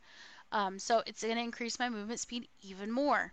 So I've got more speed. I've got much less detection. So you only need 3 pieces of this for what my purposes are here. Basically reduce the radius you can be detected while sneaking by another 2 meters. So now combined just with my sets alone, reduced by 6 meters. And then reduces the cost of sneak by another 26%. That's 70, I think, what, 75, 77% reduced cost of sneak just for my sets alone, period. That's it. And then if you're looking skills, let's see, we've got, I think a lot of these are mostly like the after effect are reduced, like the heat from a murder is reduced. Your movement speed, like, so get away is faster. And then the Blade of Woe is definitely multifunctional in the game. I can show you that later in another video. How about we just put it that way? Aggression radius from hostile monsters, again, universal. And then 50% chance to shroud when you're using Blade of Woe, shielding you from being witnessed, so less likely to get caught. Fighters Guild. Let's see. Thieves Guild. Here we go. Swiftly Forgotten. Banning is decreased by 115 after 3 minutes. Heat is decreased by 64 after 3 seconds. I can't tell you, if you don't have that anything in that and your character steals something, run away if you can, if you have anything you care about, or if you like to achievement hunt, because there are achievements for running away from guards successfully a certain amount of times. So again, if you like to achievement hunt, run away. Break free, run. If there's water nearby, even better. Jump into the water, swim, they can't follow you. It's great. Stolen items sold at the fence are worth 10% more, so you can make more, gold. When a guard accosts you, this clemency is nice. Once a day on this character, it's great. When they say, hey, you stole or you did something wrong, pay up, you can say, this is not the high elf you are looking for. It's kind of nice. They're like, oh, I didn't see anything, or oh, well, don't do it again, you know. You will need to go and either clear your bounty or run the next time, because you can only do that once within like a rolling certain amount of hours. It's like 20 hours or something. Guards will not attempt to accost you for only 1 minute. So you've got 1 minute of clemency, so you can pass by other guards. And when I say guards, I'm talking about the guards that you cannot kill. No matter what anybody tells you, trying to trick you, if it has like 10 million health, that guard is not a guard you can kill. You can't do it. So don't try. You can tell by the type of bar if you've got like the health bars on your character, on for your viewing. When you look at an enemy, yeah, the health bars are different. Those ones, they're kind of like the hirelings when you're not the crafting hirelings. They're like the hirelings when you're doing the Thieves Guild, the heists. You can't use an invisibility potion with them. You can't, you know, they will see you if they have like a lamp or whatever, just so you know, FYI. But in the cities and the towns in the main part of Tamriel, those guards, they will notice that you stole even if you have no red on your thing. They'll come after you. Now, if you don't have any red left, any heat on your little thieves circle, which again, I can do a different video on that too, but oh, welcome back, Blade Ninja. So yeah, the clemency is fantastic. Once a day. Oops, I stole from, you know, the items that are, you know, you're able to easily steal right behind the merchants or behind a guild trader. Like, why do you put those right there? Now your NPC that you programmed to move over every so often has done so at just the right time, and I stole. And the guard is right behind me. So either I can run or I can use clemency once a day. Timely escape. This one, I will definitely do a video on timely escape, because for the longest time, I didn't ever see the footpad. I will explain to you where you need to be to get a footpad, and I will explain to you how it works, and I will show you. But I mean, unless we're unless it just so happens to happen today, I'm not going to do it on purpose, but I'll do that another time. Basically, it's a quick, easy. It's kind of like if you were in Star Wars and you piss somebody off and you're running and you've got like someone on the side and they're like, come over here. And well, let's think more like Star Trek, because it's a little more accurate as far as how it works. So you run over basically to the person, they're waving you down, and you run over to them, and they just instantly beam you up or down, whatever, to the thieves trove or whatever, thieves area in that town. Boom, you're there already. So you don't have to worry about them taking your things that you've been saving up or stealing or whatever. It's great. And then Veil of Shadows, increase detection range of witnesses and guards by 10%. Witnesses and guards are thus less likely to notice criminal actions, though this has no impact on the range from which guards will accost you. So you got to keep that in mind. But yeah, lots and lots of ways to get better, to get, I guess, more efficient at being sneaky. But yeah, this is my build for Sneaky Sneak. Yeah, I didn't like how my character looked as a vampire at all. No, I didn't like it at all. Some people like that broken face, kind of like a broken porcelain doll face. Some people like that look, but I didn't like how it affected the body markings and things like that. I didn't like that she looked at stage 4. Some people and lots of people will tell you, and it is probably the best, if you're worried about the best, to be stage 3 if you're going to be vampires. To stay at stage 3 so you can, feed on someone once a day or however long it takes when the timer runs out. I've never really tried to stay at 3 because I'm fine with 4. But I just don't like it. Any stage besides 1, I don't like how my character looks because they just look more and more undead the further they get leveled up with that. So vampirism, I will be more than happy to switch back to a vampire on my main on this character if I think it's worth it with the update, which I'm hoping that it is going to be, because it sounds like the animations are all going to be changed as well, and I definitely want to try that out, take it for a spin. Luckily, it's not hard and super cheap to cure your character without real money. Again, don't buy that in real life, please. I know it's in the store, but it's so easy to do that. You literally find the right dude at the right place who's there all the time. And I'm going to try this. We'll try this thing. We'll see how it works. I don't have my vampirism, so I don't have where I can jog when I sneaky. But let's try this out. Let's do the Smuggler's Den. After this, if I fail at this, then whatever. But I'm going to try. And then after this, I will go and I will get the board to go and assassinate someone. Oh, it's a book. I think I already read it. Alright. Okay, so Sacrament, Smuggler's Den. Don't alert the Smuggler's Den. So I don't want anyone to see me. Destroy important documents. Hold on, let me see something. Invisibility. I've got 20 invisibility potions. Again, they do not work on certain bad guys. Leave alone, or I guess I'm the bad guy in this case, so they don't work on certain guards. Leave before the Overseer arrives. So what that means is at some point it is going to say, the Overseer is on his way or whatever. So Alert status 5. If I don't let anyone see me and I actually complete this, which I don't think I'm going to because I'm used to doing this as a vampire, it is a lot faster. But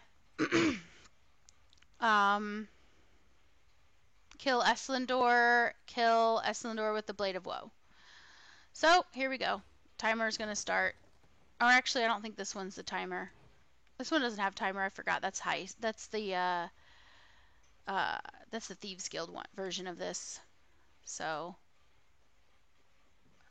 oh, this is the first one I ever did. But you see, my stamina is barely moving. So it wants me to kill Esslendor with the Blade of Woe. What is the thing it wants me to do here? Oh, destroy important documents.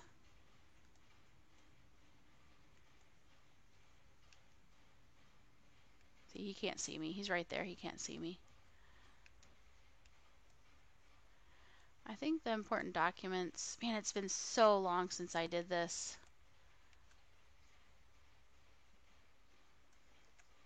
I just realized I didn't switch my food. That's fine. That's fine. Also, when you're doing these, be careful, especially in the Thieves Guild ones. Sometimes there's little booby traps.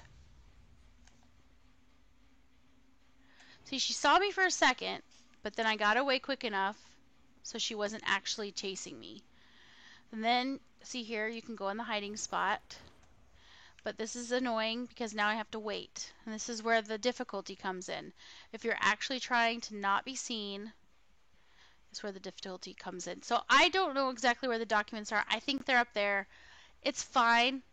I'll be coming back. So you see the rip because I'm in sneak right now, even though I'm in here, you can see the line. If you are not in sneak, let's say you accidentally go out of sneak. Let's say you run out of stamina.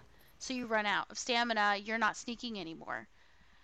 Now you cannot see the circle. So if you don't notice, say you're in first person and you don't notice you're not in sneak anymore, see how much faster I'm going? This is nice. Much faster than regular sneak, I've got to say. I hadn't, let's go in here. Oh, see the bear trap? You gotta be careful. You can either go around it or you can deactivate it. What is it saying to do? Okay, the important documents, but I also have to kill that person. Yeah, there would be an arrow over it if it was the important documents. There's another bear trap. I'm just going to go around it. It's fine. I don't need to take the time to do that. Okay, there's somebody down there that's got a lantern. Again, you cannot use an invisibility potion with a lantern, so do not attempt it if you value your time. I can't remember which way this guy goes. I'm hoping they go that way.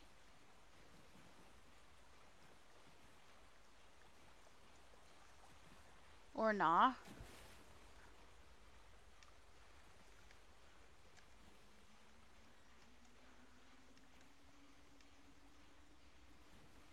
They stopped there. Okay, good. Ooh, being sneaky. I mean, this is why I like games. You can do things that you would never dream of doing in real life. I would never dream of dressing this way. I would never, in real life, I would never dream of, okay, so I'm going to have to hide over here and wait for her to go that way, or I have to go all the way around. No thanks.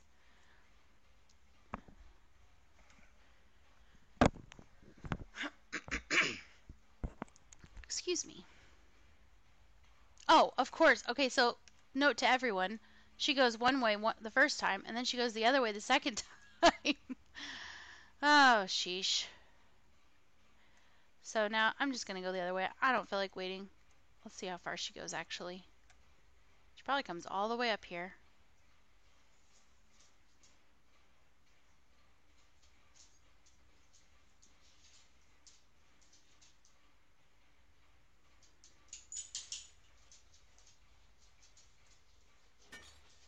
Oh, crap. Good. I'm good. You know what? I'm already here. I don't feel like going all the way around. I'm just going to go ahead and wait, because that's a really long way around. Yeah, not disabling the traps, that is the downfall, what just happened. If you don't disable the bear traps, they can bite you in the foot later, literally. Also, if you'll notice the back of her line for her thing, you can't see it all the time when it's like up and down terrain. The elevation can make it to where you can't see it, so be careful. Try not to be too risky when it comes to that.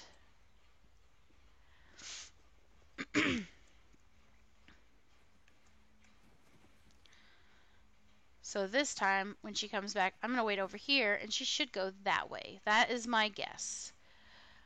I've done this one maybe once, maybe twice, because I didn't do a whole lot of the Dark Brotherhood on PlayStation, so the experience I have with this is not near as much as with the Thieves Guild. I've played the crap out of the Thieves Guild. Alright, this way now that we can actually go somewhere.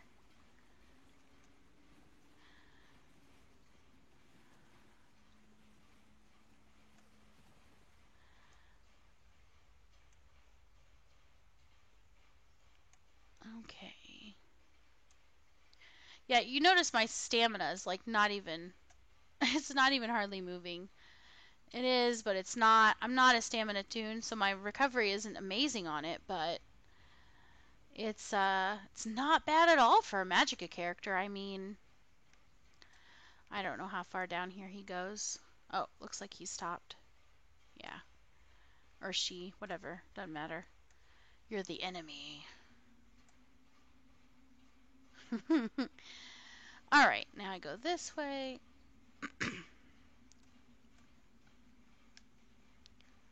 I may have to go in here. Oh, okay, so there. You see that hand through the rock? There's like a hanging hand. That's the Dark Brotherhood hand. That means that is the person that I need to kill. Or it is a person that I need to kill. So it wants me to kill that person with the hand over their head with the Blade of Woe, which means I have to crouch behind them and use the Blade of Woe, which I will show you. It shows up as a synergy when you're using controller, when you're using gamepad mode. I'm sure it's probably just a button when you're on PC, just using the keyboard and mouse, but... Oh, there's a trap over here. Where is it? I don't see it, but I see the prompt to stop. Oh, there it is, over there. Gotcha. Okay, so... Oh, I think what I'm going to have to do... Oh, crap.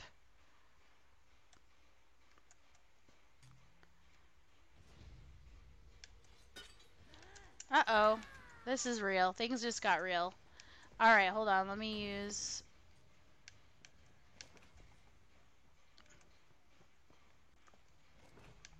Okay, let me use invisibility. So no one sees me more than they already have.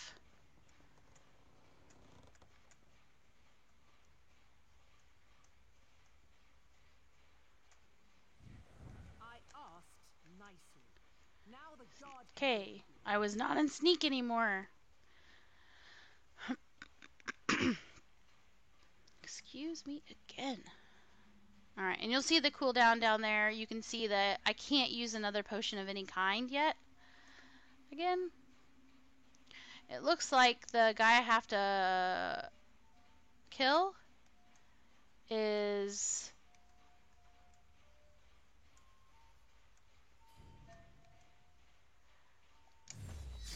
There we go. Got her. Alright, so now that's one less character that I need to worry about when I'm trying to kill this other guy. That's one less, so that's fine. That's good. I don't know how long he's been standing there, and I don't want to risk that he turns around right when I am behind him. So I'm gonna do this. Just wait over here.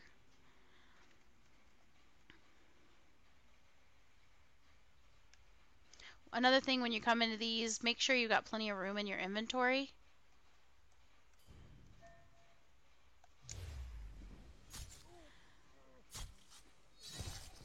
And there's all kinds of animations for the Blade of Woe, but that was something that was added with this Dark Brotherhood, and it again has made a whole other thing. Now you can't use it on like big bosses or anything, but now it's like, okay, I have only a small amount of time to leave, so I need to leave quickly. Ah, sheesh. As quickly as I can.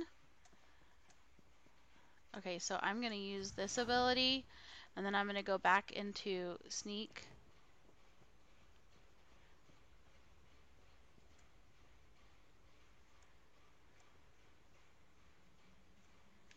Oh, I forgot that doesn't last very long anymore. See, I'm probably not going to get it in the time limit, because it's not very much time, truthfully. But, because some of these, like this guy, I may end up having to get in that if I'm not able to get out on the other side. I think this one I can get out on the other side, though. I want to go straight south. So, let's go this way, maybe? Oh, crap. I'm just gonna do this, and I think it takes time away, but Smuggler's Den was alerted. That's nice.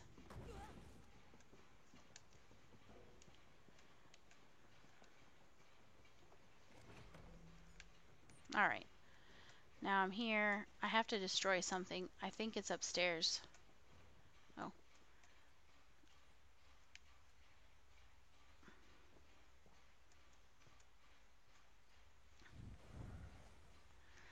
Some people will leave. Some people will just leave. Oh, the Overseer arrived, so I failed on that too. Some people will just leave, and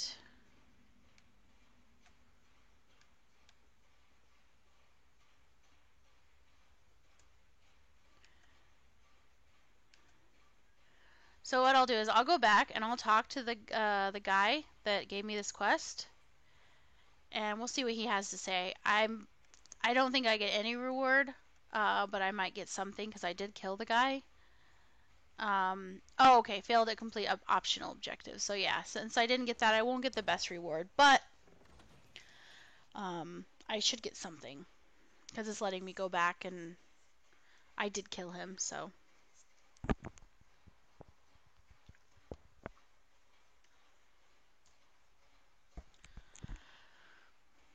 I don't know about anyone else, but yesterday was like a horrible day in general, just in real life. And so today it was like I just woke up and I was like, you know what? Today should be a great day. Today is definitely got to be way better than yesterday. I completed some of your challenges and said, ah, yes. He's very mysterious. It's kind of funny. Alright, so now I'm going to go over here. Now that I did that, see that leveled up my Dark Brotherhood, even though I failed. You can do that once a day.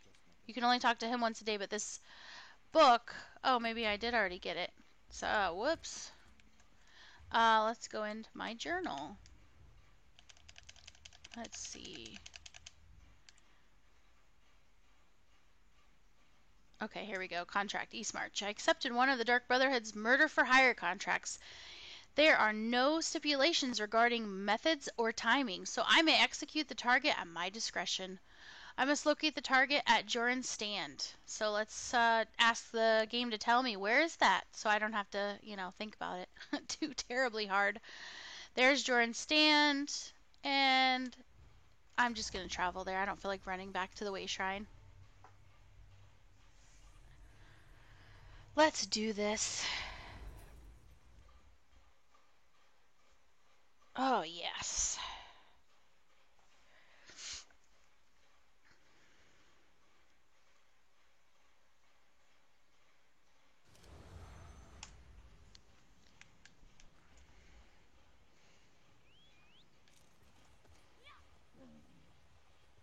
Alright, so it's telling me, yeah, good job. You went to the right place. Now do the thing. Alright, so that in there is the person I need to kill. So what I like to do is just kind of watch for a few minutes, see where they go. If they go somewhere secluded, which chances are they probably will, or the people that are around them will go somewhere else.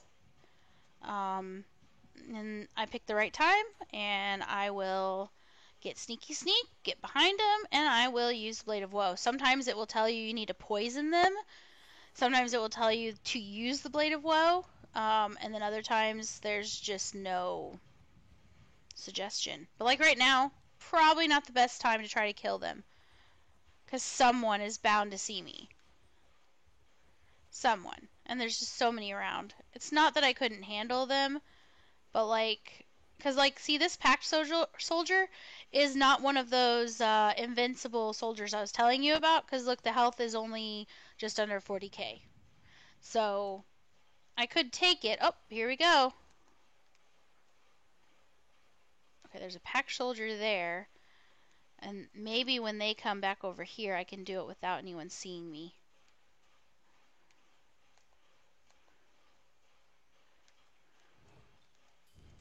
Nope. I'll wait till they go back the other direction. But yeah, the Dark Brotherhood hand stamp over the head, it is nice that you can see it through objects. Otherwise, you might be searching a very long time. I hope she doesn't go back into that tent. I'm hoping this time she goes a different direction.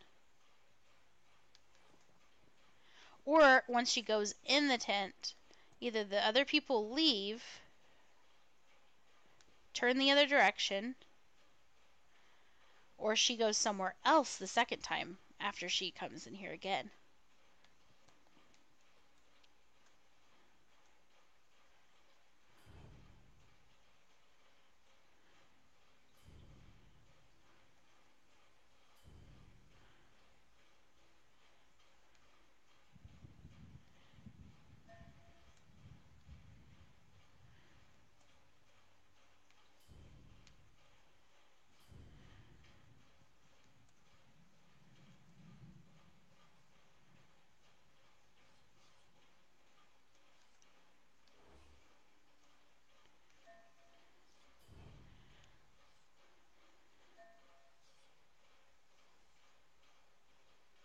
Yeah, I think if I try to kill them right here like this, that someone will see me.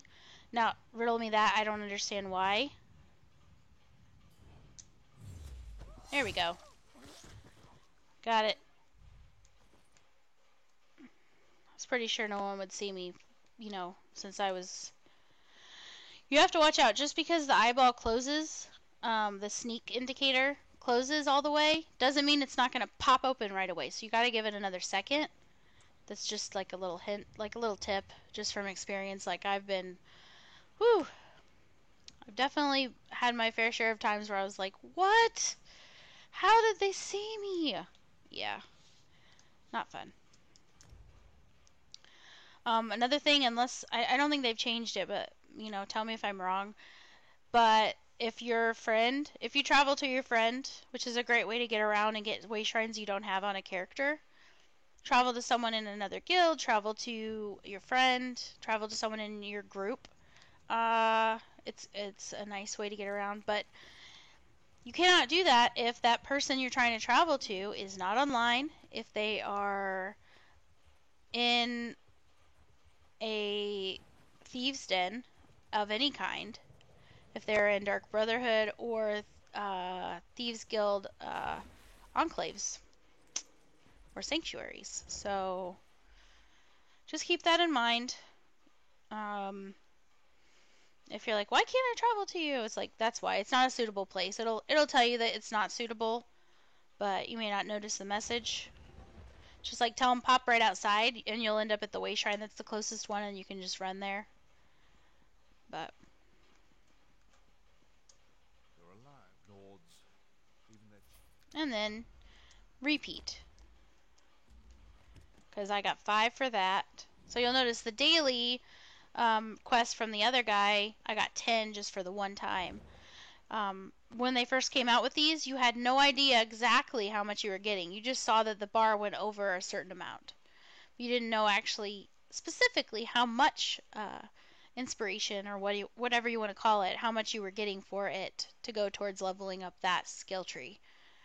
Now it's much nicer because you can be a little bit more smart about what you do, and you can be a little more aware of how much more that you need. Yeah. Makes it a lot easier to have a little bit better idea.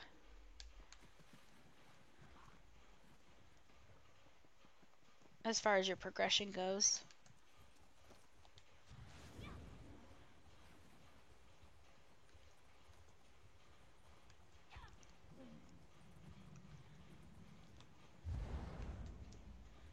Alright. Oh, I wanted to look and see where they are. Mournhold City Center. Okay. So, let me go back to the quest and then tell it where is it. And then I'll just pick the closest way shrine. Go with this one.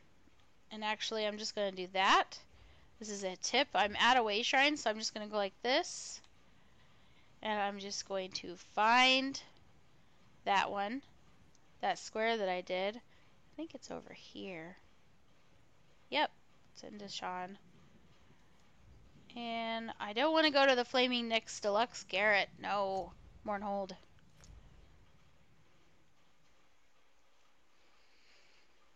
Alright, here we go. I'm going to go assassinate someone else.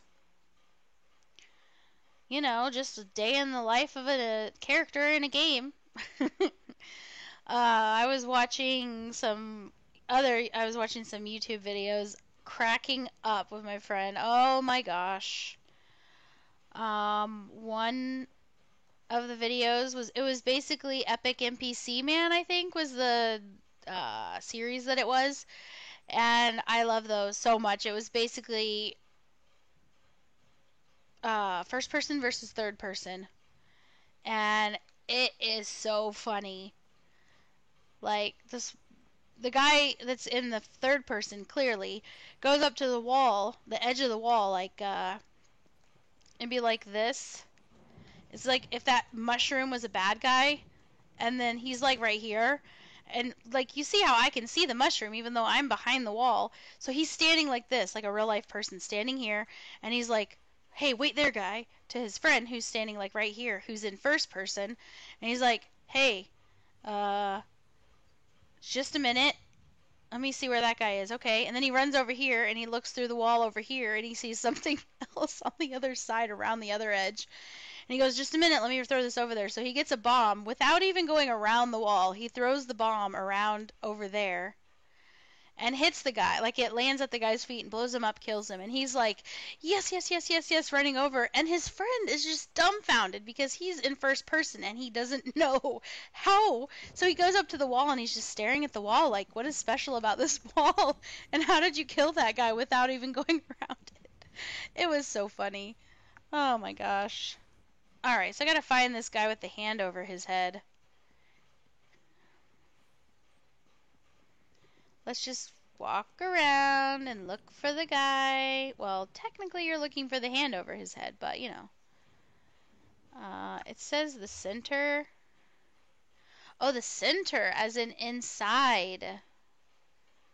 City center. Okay, so it's like, you know, the building that is the center. So this one?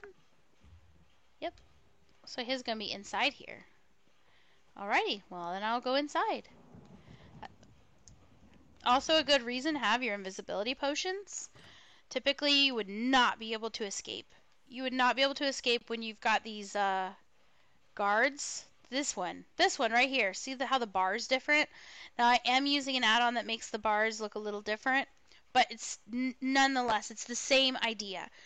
The bars for these guys looks different than, let's say, the bar for that lady. Just a normal bar. Okay, so this guy, he is invincible. You cannot kill him. If somebody tells you, hey, I bet you can't kill that guy, and you're like thinking, well, I'm sure I can. Or someone says, I killed one of those guys before. No, he didn't. They're invincible. You cannot kill them. It's like when a boss has a time frame where you can't do damage. That's what he's in all the time. So they're like, I got his health down by this much. Like, you did not do anything to him. Like, whatever. So where is this mysterious hand guy? Not that way. Oh, there he is. You can see the hand. Boom, right there. Alright, so I gotta kill him. Alright, no problem.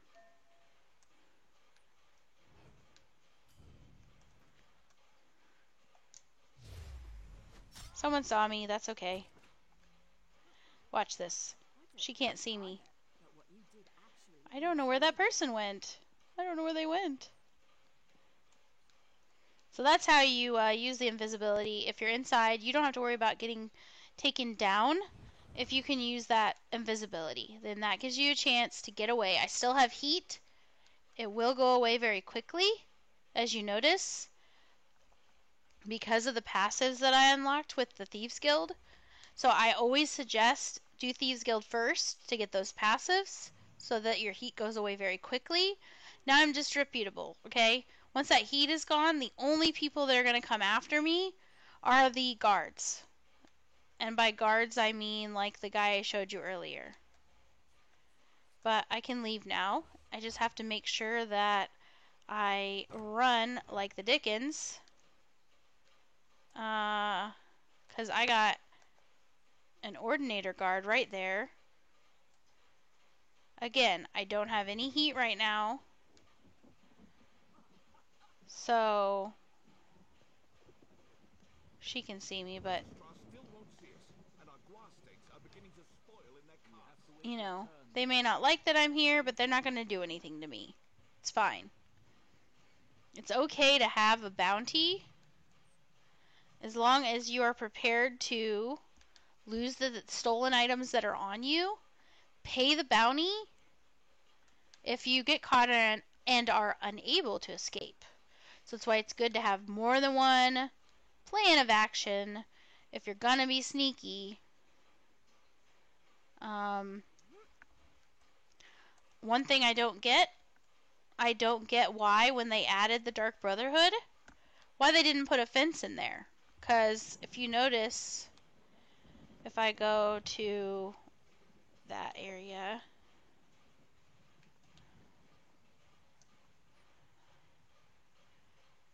I don't see how much it is. I'll just travel. If you'll notice, like, when you're in there, there's some crafting stations, but there is no fence. Which I always thought would be nice if they added a fence. I have my own fence, but she takes a huge cut of the profits. So, it took forever to get her, because you get her for completing the Thieves Guild quest line. Took forever to get her, but I only use her for cheap things, because 33% of 1 gold isn't really anything. Oh, I don't have to worry about guards here. Okay, so I can pull out my... Oh, I forgot I have... I had quick keyed to my mouse, my little helper people, but I did not quick key my little pariah.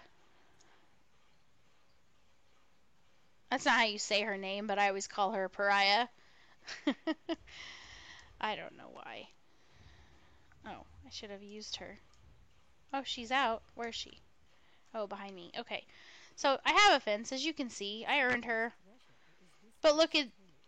Unlike the normal fences that are in the refuges or whatever, she takes a smuggler's fee of 35%. That's not very much when you're looking at... Okay, it's whatever. When you're looking at items like this. I don't like to sell these. I like to launder them. But if you're going to sell them, if you're not going to launder them, then 1 gold, 33%, it's nothing. So, like if I sell this right now to her, I currently have 32,221. 33,222. She didn't take anything because it was only 1 gold. So use that lady for the things that are cheap. If you're trying to actually if you're trying to get achievements and you've got a bunch of things you need to sell, I made this mistake the first time around, do not keep going to the same place, the same fence to sell them. Go to different areas because there are achievements for selling X amount of items, gold worth of items, at each of the different base game thieves areas. So what I say, I know that the Thieves Guild is not base game, but when they put the Thieves Guild in, they gave the main areas a Thieves Den, 2 access points in each one. So like in Auradon, I think there's just 2 main cities that have one. Volkagard and, here, let me just pull it up real quick so you can see. There's Volkagard, and then there's also Skywatch. I don't think that the ones up here have... I don't think First Hold has one. Nope, it doesn't. Okay, so like, just so you know, you go Skywatch. So here, I think they have... No, they don't even have one. I thought they did. Nope, they don't. Only Volkagard. So I think it's just 1 main in each main, like, continent. Or not continent, in each main, like, country, if you will. So here, you've got an access point right here, behind this building. And then you also have an access point up here, which you can barely see because of that. But, in this city, I can get these achievements. So, actually, real quick, I'm going to go in and show you those achievements just so you know, because I didn't even know they were there early on, and I missed out on a lot. I just kept going to the same place to sell all my stolen things. Journal, achievements, I think character, I think it's under justice, I think. Okay, so break into and loot the contents of 100 safe boxes. I've already done that. Spend 10,000 gold to launder stolen items through a fence. Any fence. 10,000. Done it. Locksmith. Reach the max level of Ledgerman skill line. Again, I can show you how to get them. How to more quickly, more efficiently. It may not make you the most gold, but it's more efficient to get that Ledgerman leveled up. And that can help you with your combat in one dungeon I know of. I think it's White Gold Tower. It might be a different one. I'm really sorry, I'm bad with the names of things like that. But basically, there's this boss that puts you in a cage that has fire. And if you cannot quickly unlock your cage to get out quickly, and you don't have heals for yourself, the healer either needs to be over by you when you do that on vet, or you need to be able to quickly get yourself out or heal yourself. But it can be a wipe situation if you get, someone in there that either can't get out and they're essential, or like the healer, if the healer ends up over there and they cannot quickly get themselves out of that cage, it can be pretty sad and frustrating. So, ground beef, kill livestock, cow, bull, or ox. I didn't even know this existed for the longest time, but yeah, find a cow, bull, ox. I recommend going to Rothgar and near where it's like northeast, I think, from the main city. There is a building that has quest givers that give you dailies. Like every day you can go and do like a number of dailies that you can get from there. And just north and a little to the west is a like little farmhouse just really close to it, and it's got cows. You can kill those cows. Just be aware, if there's a person around you and you kill a livestock item, any livestock item, even a chicken, you will be in trouble. So just be ready for that. Also, I want this contraband violet. Sell 1 million gold worth of stolen goods. Usually, if it says violet in the name and the dye, especially if it's one of the harder to get as far as category, as far as difficulty for dyes, it's going to have a sheen to it. I don't have that one, so I'm working towards it too. So, yeah, work towards that. You get the die. And let's see, hog killer, kill a livestock pig. Same. If you run into a pig and you feel like you can either kill it and you don't care if you get caught, or you kill it and you run away, whatever the case may be, or if you're just going to be sneaky like this character is being right now, just go ahead and kill it because you don't run into pigs a whole lot. There's also, I can't remember, it's like, where is it? Oh, guar. When you see a pet guar, which I think there's some in Khenarthi's Roost, if I'm not mistaken, but maybe not. Maybe there's just like wild ones there, but I'll have to ask my friend later. But anyway, if you see a pet guar, you can tell that they are livestock. Go ahead and kill one. You get another achievement if you're an achievement hunter. Shadowfoot Gray. Total gold to the fence and or to a Tamriel guard. So either way. And then steal an item of fine quality. Steal an item of superior each kind. Goat or sheep, same thing. If you see them, kill them. That is how I power level Ledgerman, is killing sheep. And that is because when you kill one, you don't just get one drop, you get multiple drops from one that died. And each one, even though they're cheap items, you can use them, you can launder them or sell them. And you can use them to fish if you launder them as bait. And so it's a good way to get your bait up. And also, each item that you sell, it's not based on how much it's worth to level that up, you know, but livestock max murder, even there's an achievement for it. Like, just things you wouldn't think of. Like I said, there's even achievements for running away, for getting away from guards. I would have never dreamed that like I could get something achieved in a game for getting caught. I would have thought, no, you shouldn't get caught. Oh man, I ruined my character. I got caught. No, it's all about just going with it. Just keep going. And this, then there's another color you get for this. Successfully pickpocket 1,000 citizens. I have successfully pickpocketed on this character 822 characters or people. And I have burglarized door locks 81 times. So that's fun. But anyway, yeah, lots and lots of achievements. It's fun. I like to collect things, so it makes it more interesting.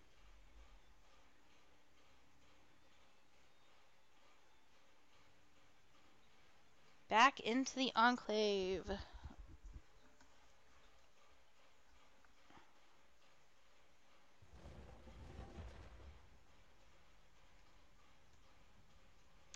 I don't know why I did that.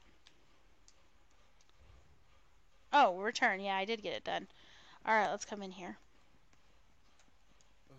I did not get enough sleep last night. Like I said, yesterday was like a nightmare of a day, so...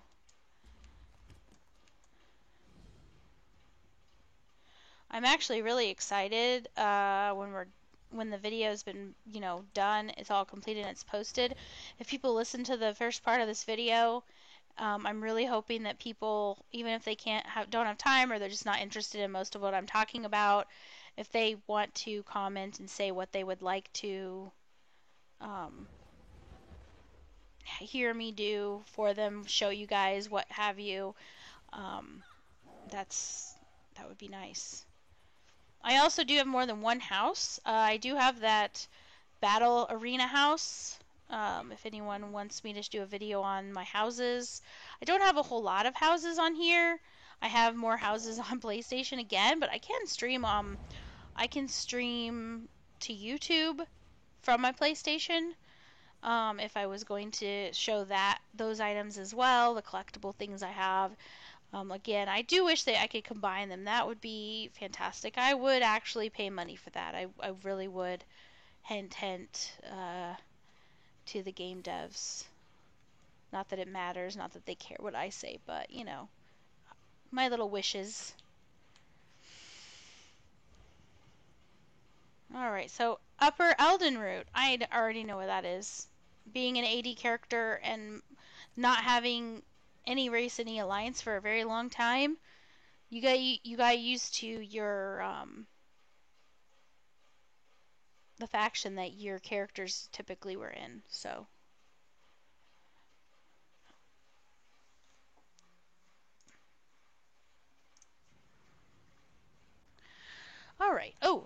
Okay, so see, I still have a bounty. I will show you right now. Actually, do I have any on me? Yeah, I have counterfeit pardon edicts. You get those from doing your tip board for your Thieves Guild. You can also get them as a drop from chests and whatnot. So I'm going to go ahead and use one of those. So you'll notice immediately takes away my entire bounty. So now I can just kind of go freely upstairs. You get quite a bit of them when you're doing your doing the tip board a lot. Sometimes if you just feel like making a little bit of extra change for your characters, you can do the Thieves Guild, the tip board. You can get those. It's a nice way to get those. Why is it saying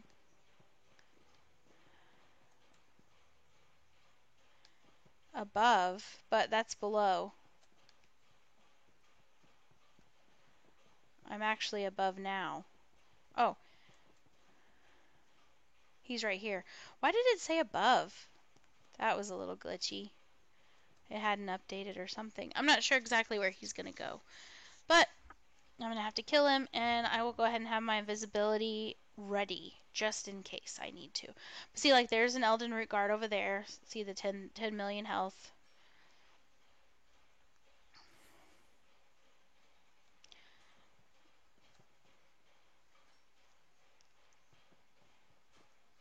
I'm just going to kind of see where he goes, because, again, I don't want to have to kill him if I don't... I mean, I'll have to kill him, but I won't want to have to kill him in front of a lot of people if I don't have to.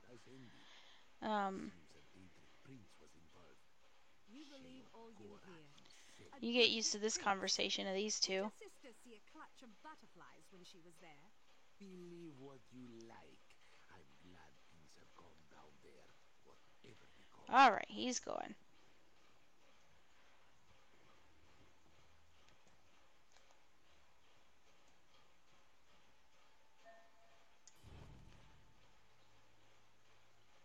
I just pickpocketed him. Just...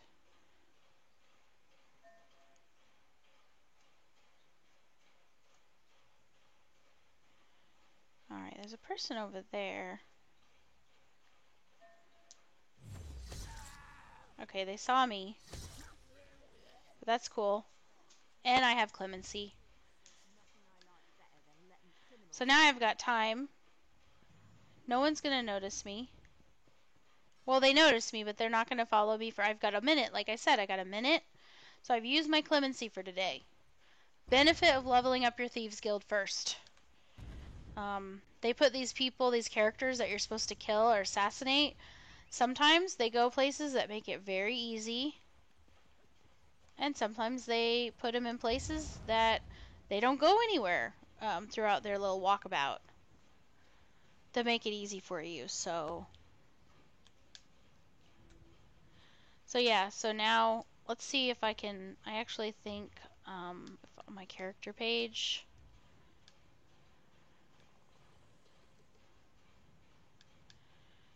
Yeah.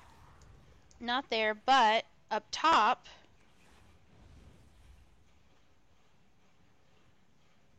I think that add-on there, if you use add-ons, that add-on up there is a Thieves add-on, and I think that 15 hours and 34 minutes timer, I think that's for my... Let me see if I can switch over to keyboard and mouse real quick. Oh no, I don't need to do that. Well, yeah, I'll switch over to keyboard and mouse, and then I'm going to switch to that. Let me see if I can... No. I don't know. I think that's the timer for that. I never really tried to keep an eye on that, but I'm going to go to here and show you this is a good spot. Besides the Thieves' Den, this is a good spot if you want to quickly go to a Thieves' Den, because it has a thieves' den right there. Like, another good spot's Craglorn. Go to Belkarth. There is a guard that's by the bridge that's right next to where the thieves' den is, but you can sneak past him real easy, or just go around, like to where you're out of his view. But just be sure you're in sneak. And so where is the guard?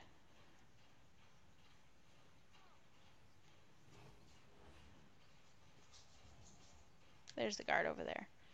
Alright, so whatever. As long as a guard doesn't catch me, I'm still good.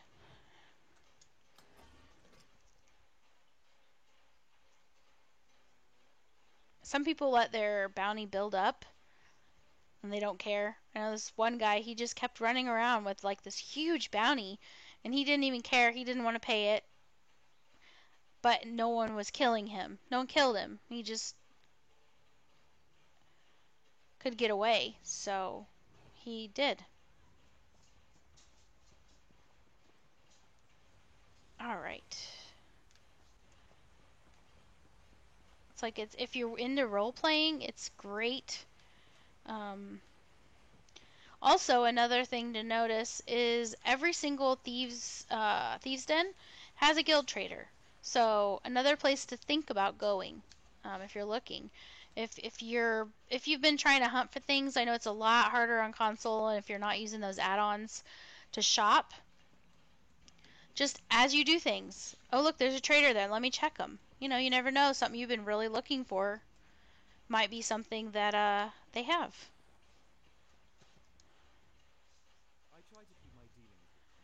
And I'm gonna pay him. Sure. Alright, now I will go back. Okay, so you see the hand on the map? That's the shadowy supplier. That is, they're gonna give me once a day. They're a little bit creepy.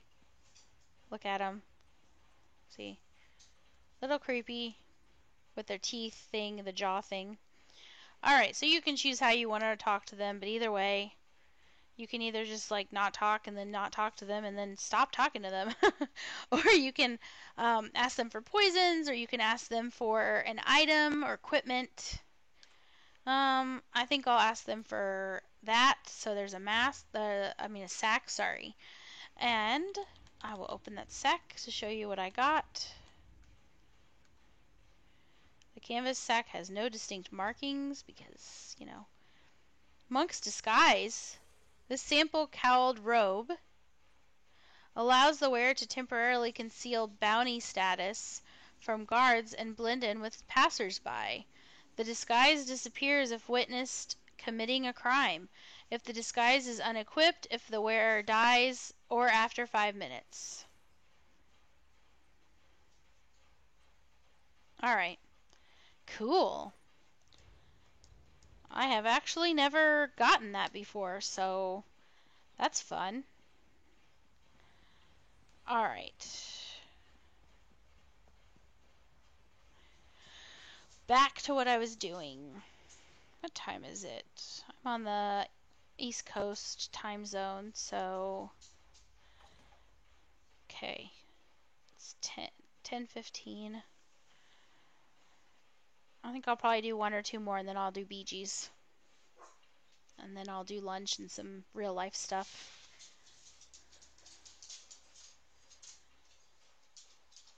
Yeah, this morning's just been pretty laid back, and I didn't actually sell anything else. Oh well. How's my inventory doing? I might have to go back. Yeah, let me just go back. I'll talk to a regular one too, so I can sell regular stuff.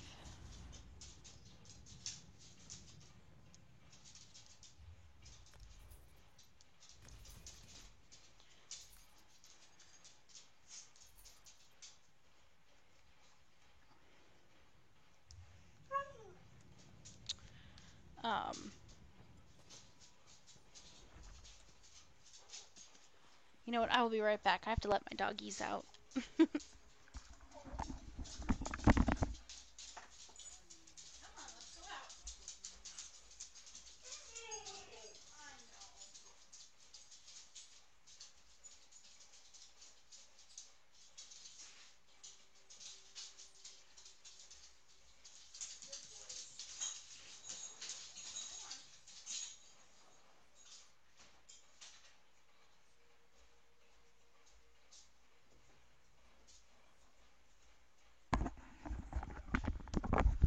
Alrighty, I am back. So, let's see. I actually remembered, again, I forgot to let my guilds know that I'm streaming, so I'm going to go ahead and do that real quick.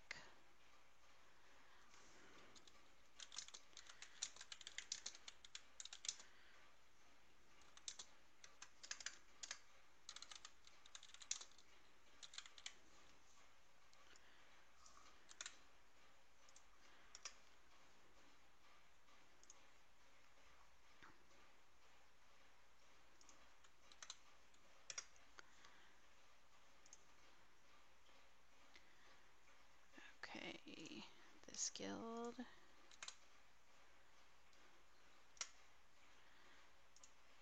And this one.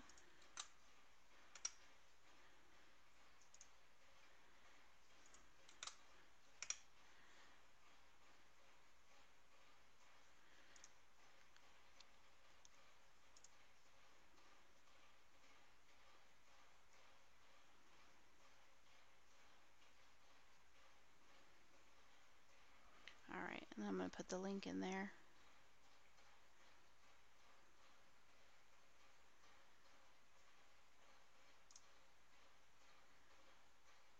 I am so new to this, I'm just trying to figure it out. I apologize. Thank you for bearing with me through my growing pains. In any Unity version, it's almost impossible to.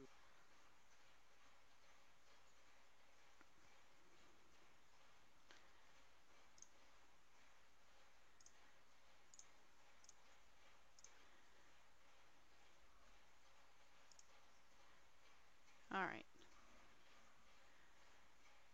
Go back to...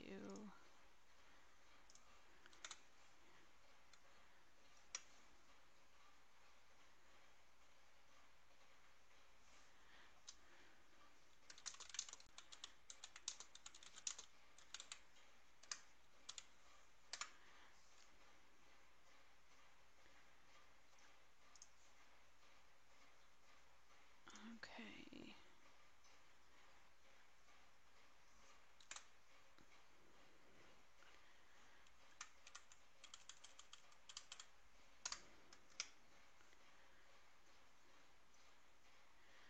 Alright, so that one.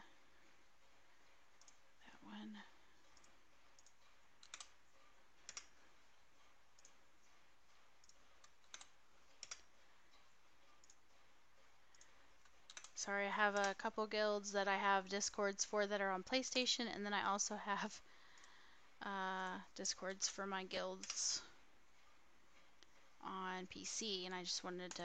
I had several people that were like, hey, let me know, and I totally dropped the ball both today and yesterday, the other day when I streamed.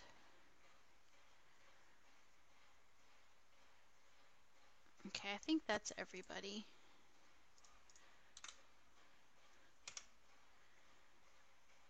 Okay, here we go. Now I can get back to...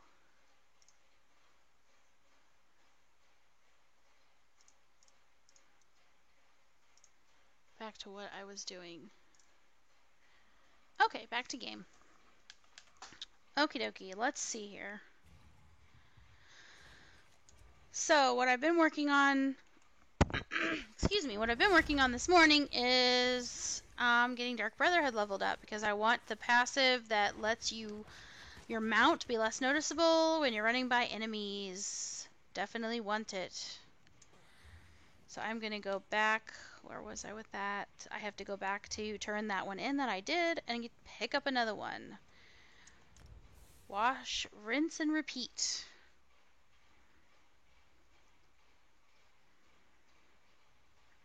Yeah, I'm excited that they're bringing 2 new... They finally have another update that's going to give us more skills. Because I have all these skill points and I have no purpose for them. 28 right now. I'm not a vampire anymore, so I don't have the skill points that were in that to be of any use. They're just sitting here, and then plus there's even more that I've just been getting from questing and whatnot. I have Tamriel Sky Shard Hunter, so I have all of those Sky Shards. The only Sky Shards I'm missing, and there's very few of them, which I have an add-on. Let me see here. We can see, here it is. Okay, so you can see just how many of them I already have, the skill points, from various ways, from Sky Shards, from questing, on this character. She's my main, so, but, I haven't been trying, like purposefully trying to get the ones I don't have, just because I don't need them. I don't even need the ones I have, so if I get more, then it's like, oh, good, I got more, but it's not like a focus that I've had recently, so, so yeah, there's that. But yeah, let's get back over there and get that turned in. This way. Yeah, the rapid maneuver, or retreating maneuver as I have it there slotted, the speed used to last just as long if you were running, like on your legs. Now it only lasts the longer period if you are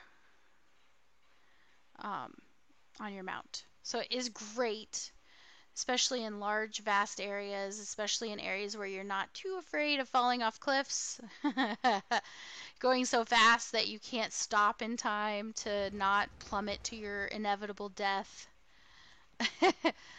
But still a nice tool to have, even if you're just running around on foot. Alright, Upper Elden Root again. Okay, will do. Let me see how my level up has been after this one. I'll look at it again. I'm very excited to test out that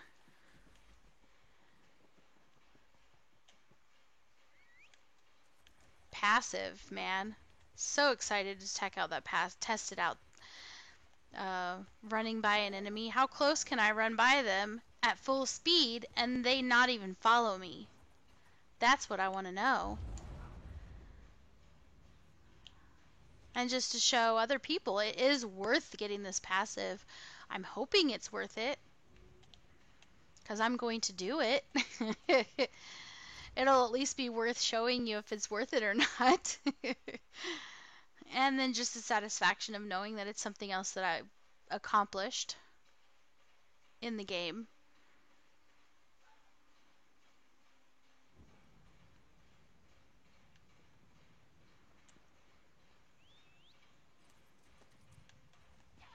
Yeah, that's what I didn't understand. Upper Elden Root, so I go through the door, and then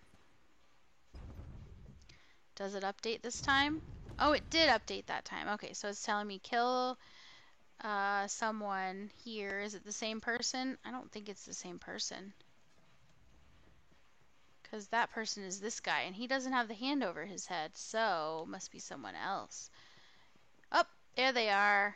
And I should be able to go ahead and take care of them now.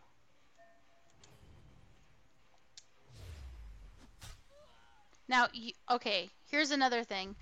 If you can loot them after you've killed them, just make sure that in the time that has happened since you killed them, that there's not a new person that can see you loot them, because you will also get accosted for doing that. It's a no-no. And actually, it looks like I've got a quest taking me up here too, so I might as well. I'm telling you, multiple birds with one stone is great. If you notice, there's a main story thing, something you're trying to get done that's nearby, you might as well. Oops, I bounced right off of him. Alright, next. Yeah, I'm trying to get the as I showed the other day, I'm trying to get Tamriel Hero. Part of that, like the main thing with that, is basically questing everywhere, and you have to do enough quests in each area to, you know, check that off your list. I finished Ardon. I'm trying to get this area done, so since I just so happen to be here, and I noticed that there was a main story quest nearby that I can keep continuing on. And why not? Now, she is a Grandmaster Crafter. She is 9 trait, but I don't feel like I'm not doing the crafting on her every day. I do sometimes, but since I'm trying to quest, that takes up questing slots. So I've kind of given her a break on doing that, and I'm only doing my writs on my other characters. So I'm not going to worry about that. I'm just going to go back to... Actually, I think the orrery's down here. I know it's over here. Yeah, that's the orrery. I'm not worried about that. I'm going to go ahead and keep focused as much as I can and get back to the sanctuary. All right.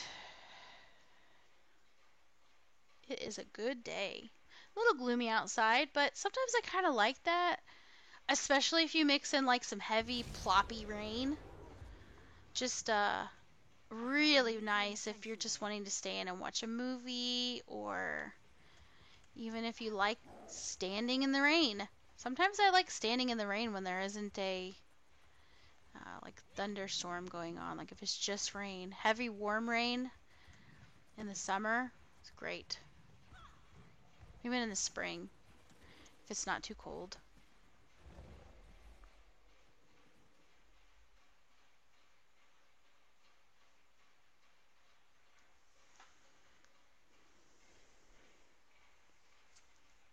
Yeah, if you look at my YouTube, I have a lot of previous videos. A lot of previous videos that I did a long time ago on PlayStation. Wasn't trying to get hits or anything. I have one video that I was just trying to show how to get a specific lore book. Because it was hard for me to find it. So I thought, well, maybe other people need help too. I wasn't really trying. I didn't even, at the time, didn't even really think like it was a way to make money to be on YouTube. I'm not making money now doing this. If I do eventually, then fantastic. And I super appreciate support from people like Blade Ninja that are watching and making sure that I get that support, because it's not fun talking to yourself. But if I can help some people out, if I can show people, give them some tips so they get more out of their gameplay. And also, I want to do Let's Plays for other games. One game that in particular that I love is Child of Light, and I am going to do a Let's Play. I'm going to start over. I think I'm just going to do it here on PC. I have it on several platforms. I've got it on the Switch, I've got it on the PlayStation, and I had it on the Wii U. That's where I started with it. I believe. Pretty sure that's where I started with it, but I love it. That game is fun. We also like to play Diablo 3 and are very much looking forward to Diablo 4. I didn't play Immortal, didn't really care to. I do play some games on my phone, but games like that I don't really want to play on my phone. It's just personal preference. Some people do, and I can appreciate them wanting to broaden their player base for that type of game. But typically a gamer, I don't know about the rest of you, but I know I think cash cow. I think they're going to try and get squeeze as much honey from this beehive as they can. The problem is we're the bees, and we don't like that very much. So,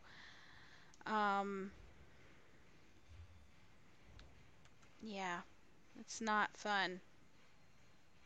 Go to Tangle Haven. So that's in Malbator. So I'm just going to, Malbator's right here.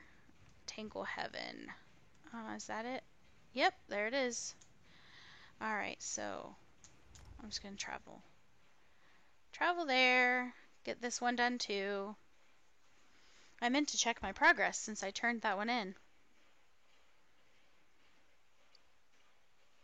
But yeah, Child of Light, I really want Child of Light too. And I do think, personally, I am kind of upset that they're not going to, they don't foresee any time in their, close future creating that Child of Light 2.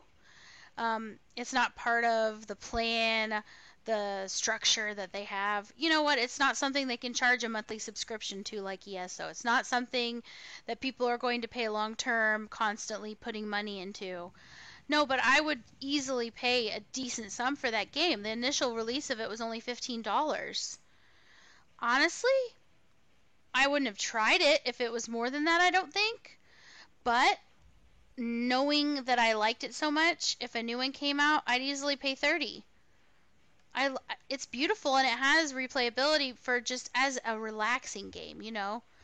It's a great game to just chill. The reason that I think that it has replayability, or that it has had replayability for myself, for me, is the crafting aspect. Basically, there's a certain type of gem. Oh, and I'm gonna die. Yep, that's okay. I went too far. Got too ballsy. Leapt to my death.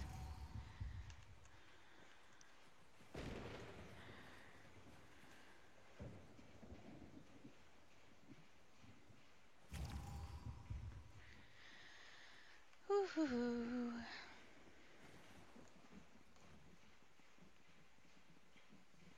Alrighty. So I gotta find them. Where are they at? Where are they at?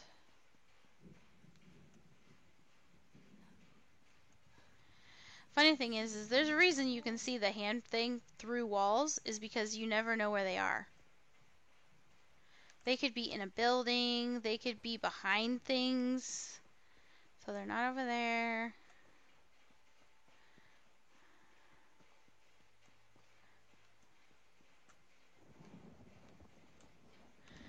I mean, they could be somewhere you don't expect. So it's good that you can see that hand. Oh, is that them? Yep, that's them. Oh, thank goodness. There's nobody around them. See, this is so nice. Okay, I'm going to do what we call pick, stab to this guy. Basically, you can only get 3 things from a character, from an NPC that you can steal from. So I stole 1 thing. There we go. I'll steal another. So that's pick. This is the second pick. And then I'm going to stabby them. And when I stab them, you can see I will be able to pick up 1 more item. Boom. Pick, stab. Alright, and since I don't even have a bounty, because no one saw me, you didn't take care of your friend, lady. He's a goner. Alright. Back down. Back down to the... Oh, no. Down here.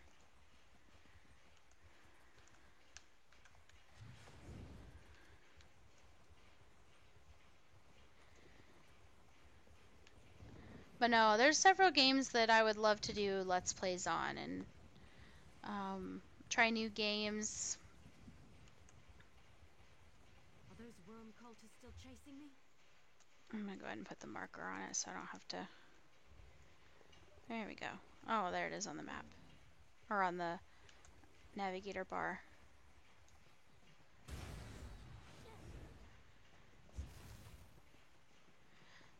She's wearing her sneaky setup, so she's a little faster. She's a little more speedy.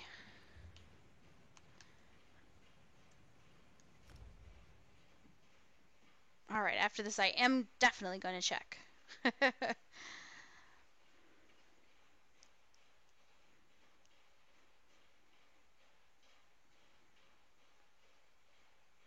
Alrighty.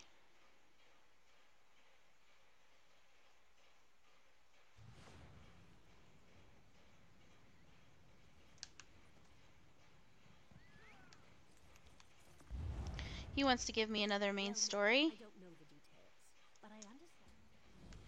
Because a lot of times there's more to the story than beyond the main story per se. So like there might be a little extra. I know Thieves Guild did have a little extra. It's more of like the social aspect of them, like the people involved, than it is about specifically, like, for example, trying to save the guild or something like that. So just because your achievements look like you finished it doesn't mean that there aren't some more. And now that they've added that feature where the main story quests have a little bit different logo or icon above the head of the quest giver and the progression of it, it is really nice because it's easier. If you're just trying to do the main story in an area, so much more simple. I love that feature. I'm very happy that they did that. It made the ability to kind of focus your purpose of what you're doing much easier. Alright, let's look at my skills for it. Dark Brotherhood. Shadow Rider.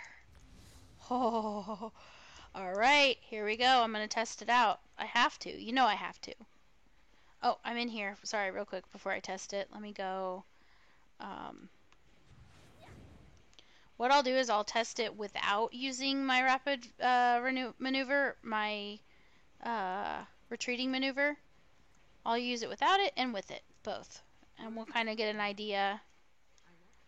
Of course, Assassin. Whatever, thanks to the indeed.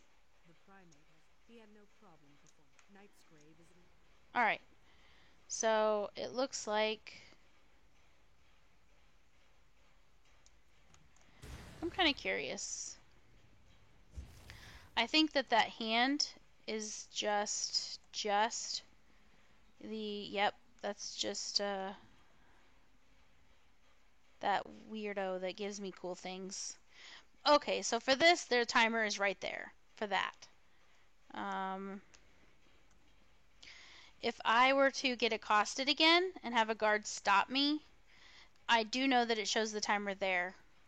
So at that point, I could verify that it was what it was in relation.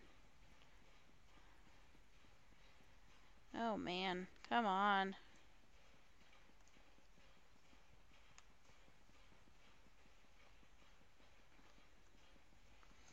Windhelm Fighters Guild is where I want to go for that. But usually not always, but usually the main story in a zone usually sticks to that zone, with the rare instance that something intertwines with the story of another area.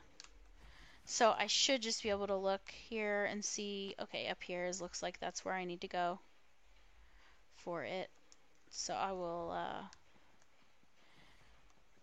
you know what I'm going to do is I am going to just mark it because I still need to get this eyeball here to discover it. So I'm going to go just run in that direction. I'm not going to port. Sometimes, some people that I know, when they play the game, they try to almost never port.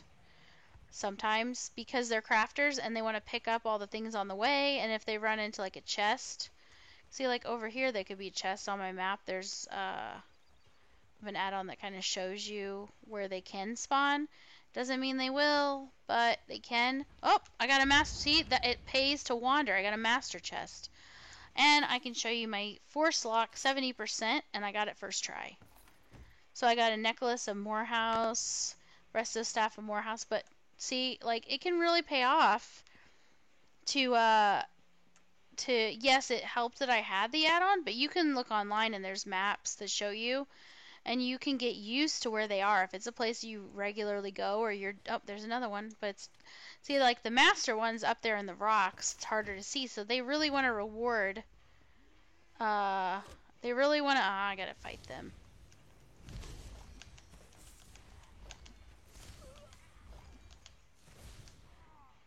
Okay. They really want to reward players for just wandering because, and honestly, being someone who, my friend, he wants to be a game developer. He's trying to learn how to use a couple of the different game engines,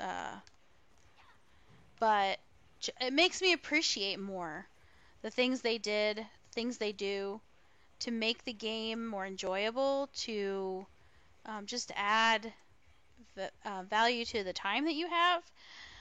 These add-ons make it to where it's a little easier to enjoy it, and some of them I really wish they would make base. Really do, because people on console don't get that level of enjoyment The crafting can be incredibly tedious.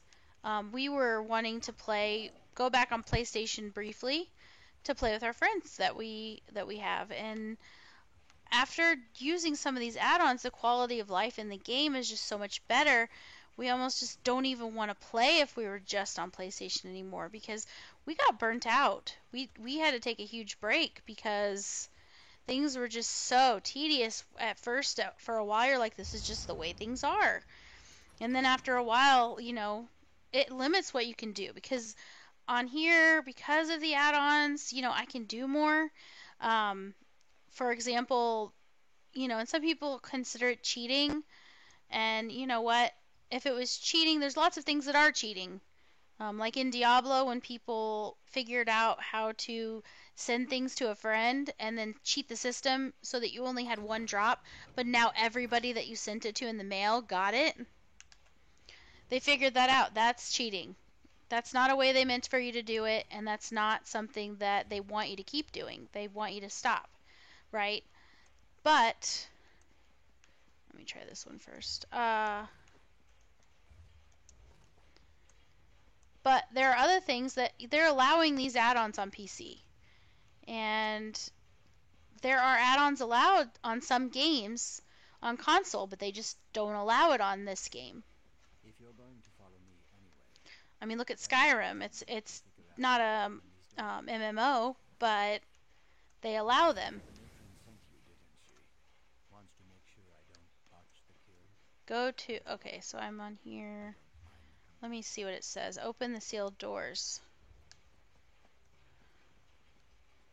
See if there's any clue. Okay,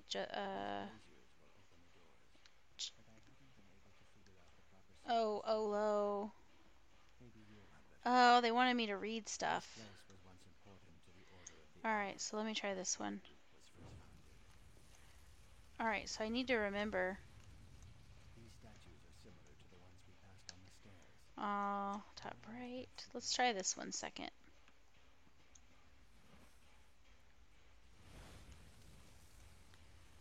Bottom. Maybe it has something to do with their rank or length of service to the order. Looks like I got it right. Well done. That was lucky. Let's hurry, assassin. Or maybe there's certain things they do and they when they create these games, when they make puzzles, and some of it just ends up feeling like second nature. I don't know. That's been the second time I've done that, where it's just like I figured it out. Clever. Very clever. The Black Dragon's using shadows. Great minds. You know what they say about great minds. Alright, so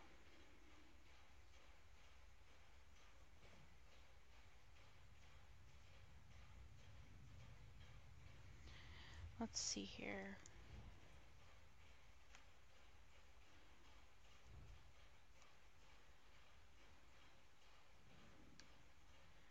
Look at something real quick.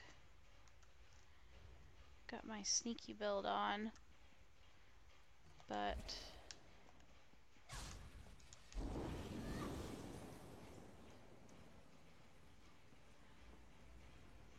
Kill me, Venom? You were my brother once. doesn't look like he's coming. Oh, the NPC that follows me is fighting him back there. That's fine. That means I avoid fighting. Or stopping. Yeah, both. Okay, this looks like it's going to be annoying. Just, like, long. And I didn't even test my, my thing. I think I need a nap. Seriously, having focus issues today. It's been kind of an all-week thing.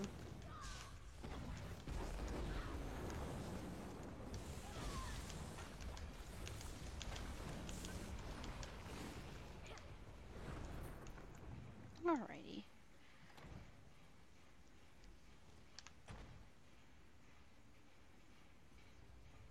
Turn back. I don't want to kill you.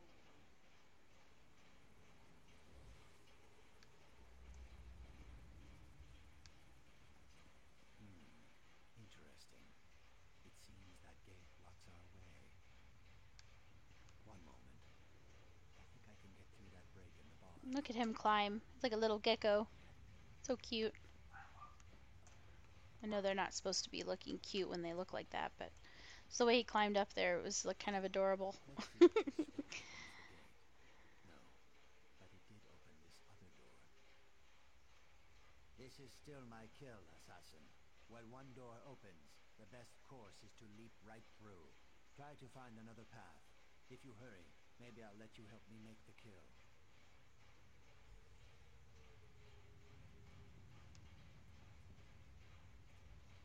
Follow me and you die, assassin. You can't defeat me.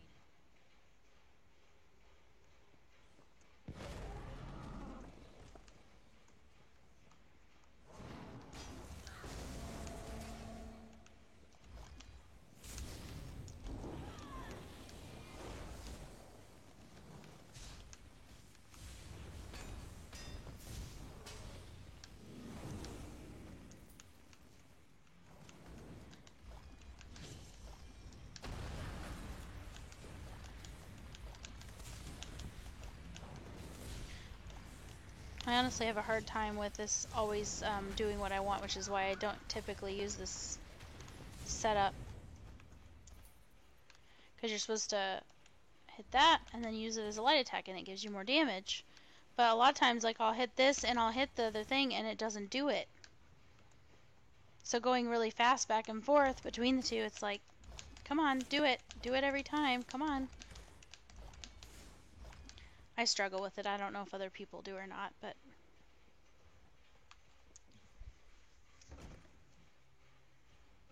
You are a determined one, I'll give you that. You must have really bought into the Brotherhood's lies.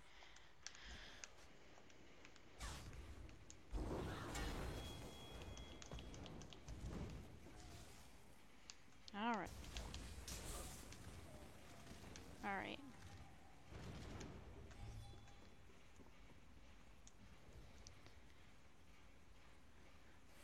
Why does it act like that's where I need to go? Oh, because I'm looking at the wrong quest. That's why. Alright, let's go this way.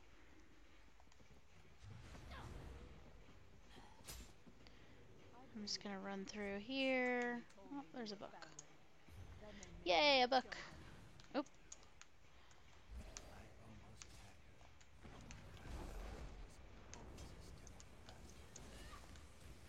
I saw the City's assassin.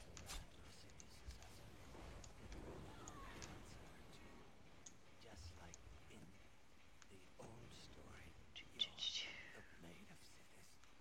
Kill her, and the Dread Father will click. What did the Brotherhood give me? Nothing but guilt and shame.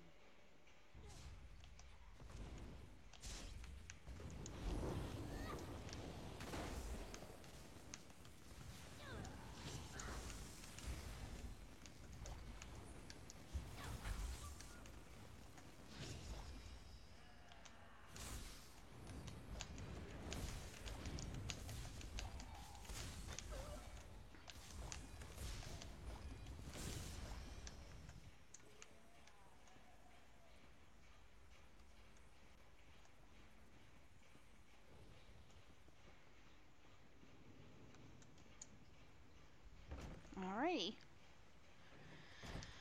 The Order, they offered me redemption. But in the end, it was just more lies. And you know whose lies hurt the most?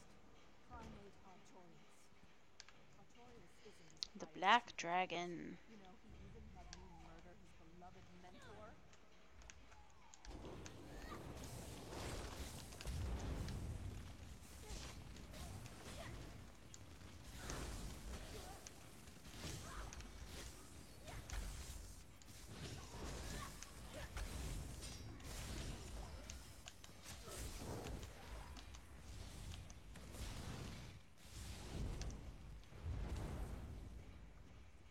Right up here. And now I'll kill Green Venom Tongue too. I wonder, if we betray the Brotherhood, does the wrath of Sithis really claim our Oh. souls? Green Venom Tongue challenged me and failed. I have this carpet in my What do you house. have? Even my shadows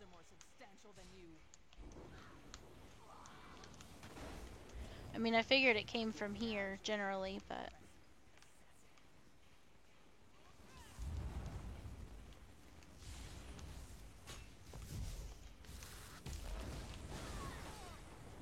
So that was a charge up and I just blocked it.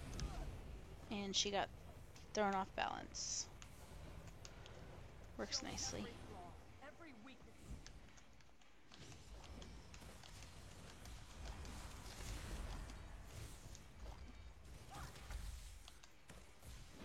You're the best your sanctuary can throw against me. They're already all dead. She's an angry person. Very grouchy. Not bad for someone who's swinging in shadows. Each of my shadows you dispatch, I learn one more way to kill you.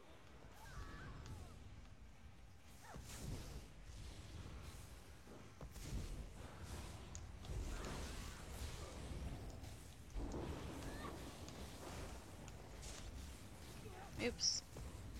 Wrong potion.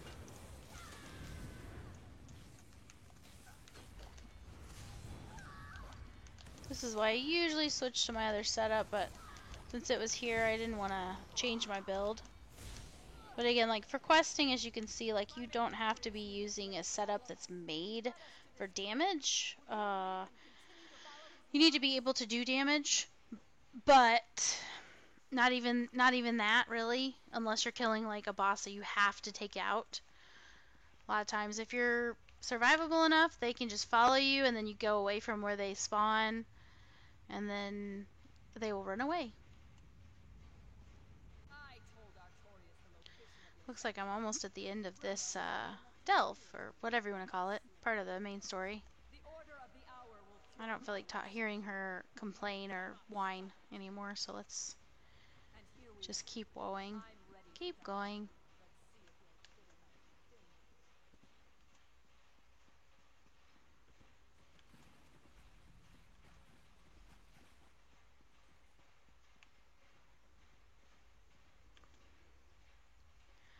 me. Okay, let's see the struggle of me trying to do this.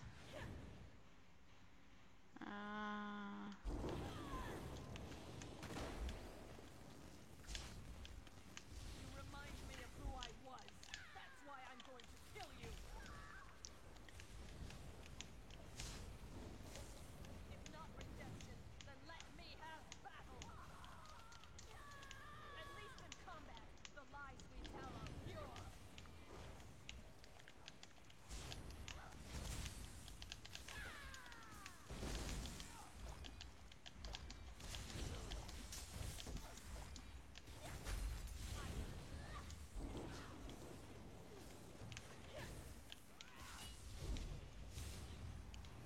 As you can see, like, I'm not...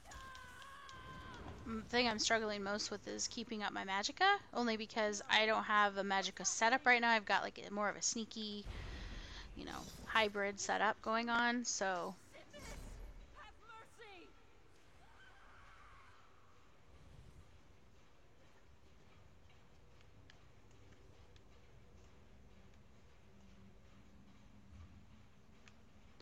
Alrighty, let's check out what the heck it wants me to do next. Exit. Oh, okay. Can't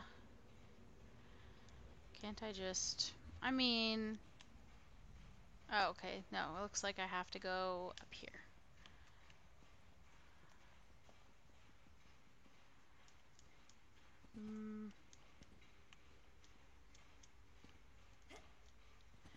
Am I supposed to go this way? Probably not.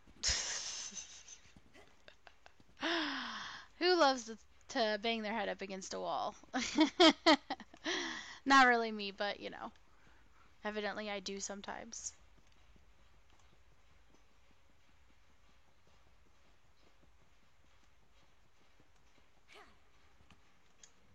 And up the ladder I go.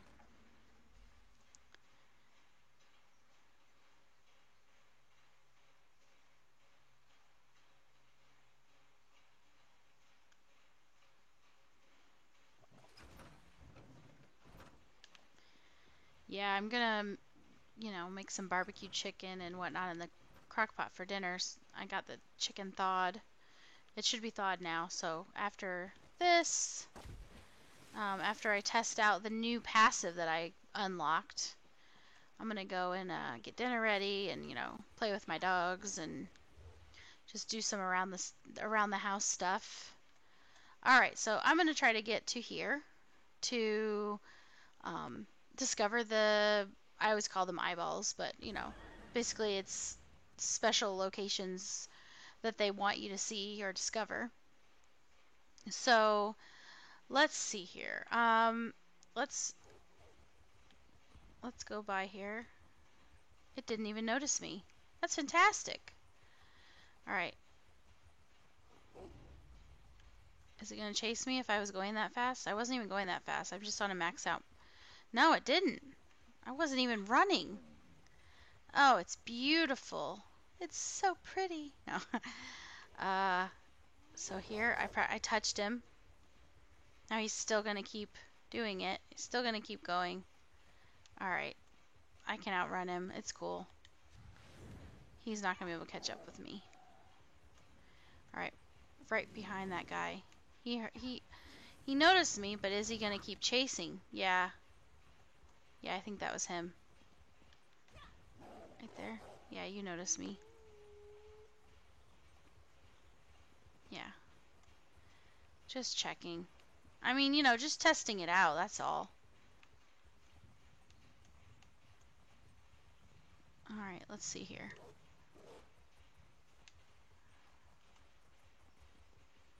Man, I can get close without them noticing.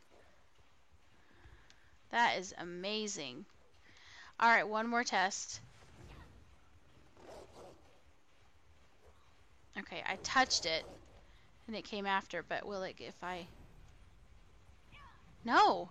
I didn't touch him. So unless you touch them, if you're going max strike mount with the rapid maneuver or retreating maneuver or what have you, they won't even chase after you if you don't touch them. Like, what?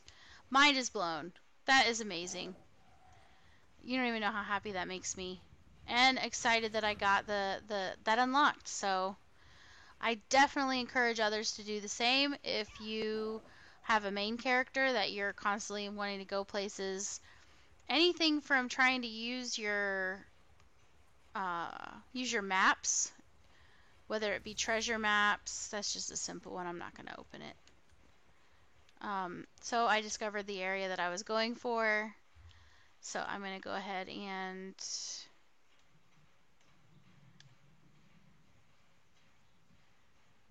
but let me go ahead and go here and turn that in just to have it done.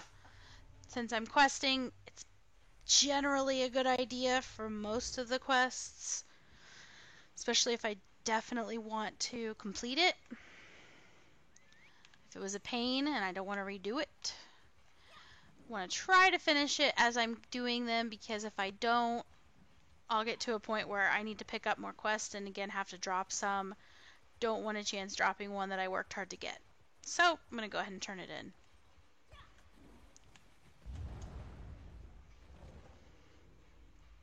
And it is snowing here, so it looks beautiful out the window here.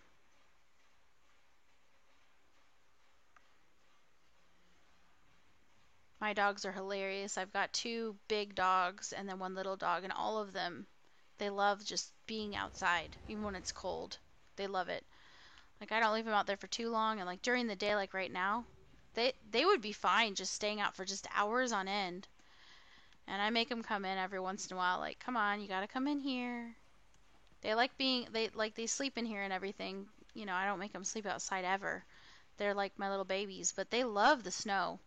They like to eat it, and they like to play really rough, and I'd rather them play rough outside most of the time.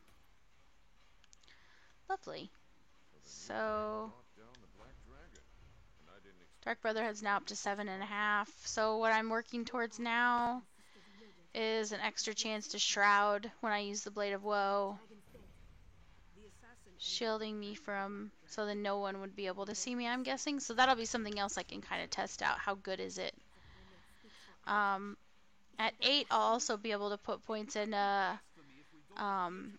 Additionally, reduce another 10% reduction, and then I'm sure probably maybe another 10% reduction in bounty and heat resulting from a witness murder or assault, which is nice. That plus the Swiftly Forgotten from the Thieves Guild, extremely helpful when it comes to trying to keep your bounty at a minimum. So anyway, I think I'm going to go ahead and log off, but I appreciate those who tuned in and those who are going to watch as well after the fact on YouTube and on Twitch. And I hope that everyone has a wonderful day, and I will talk to you later.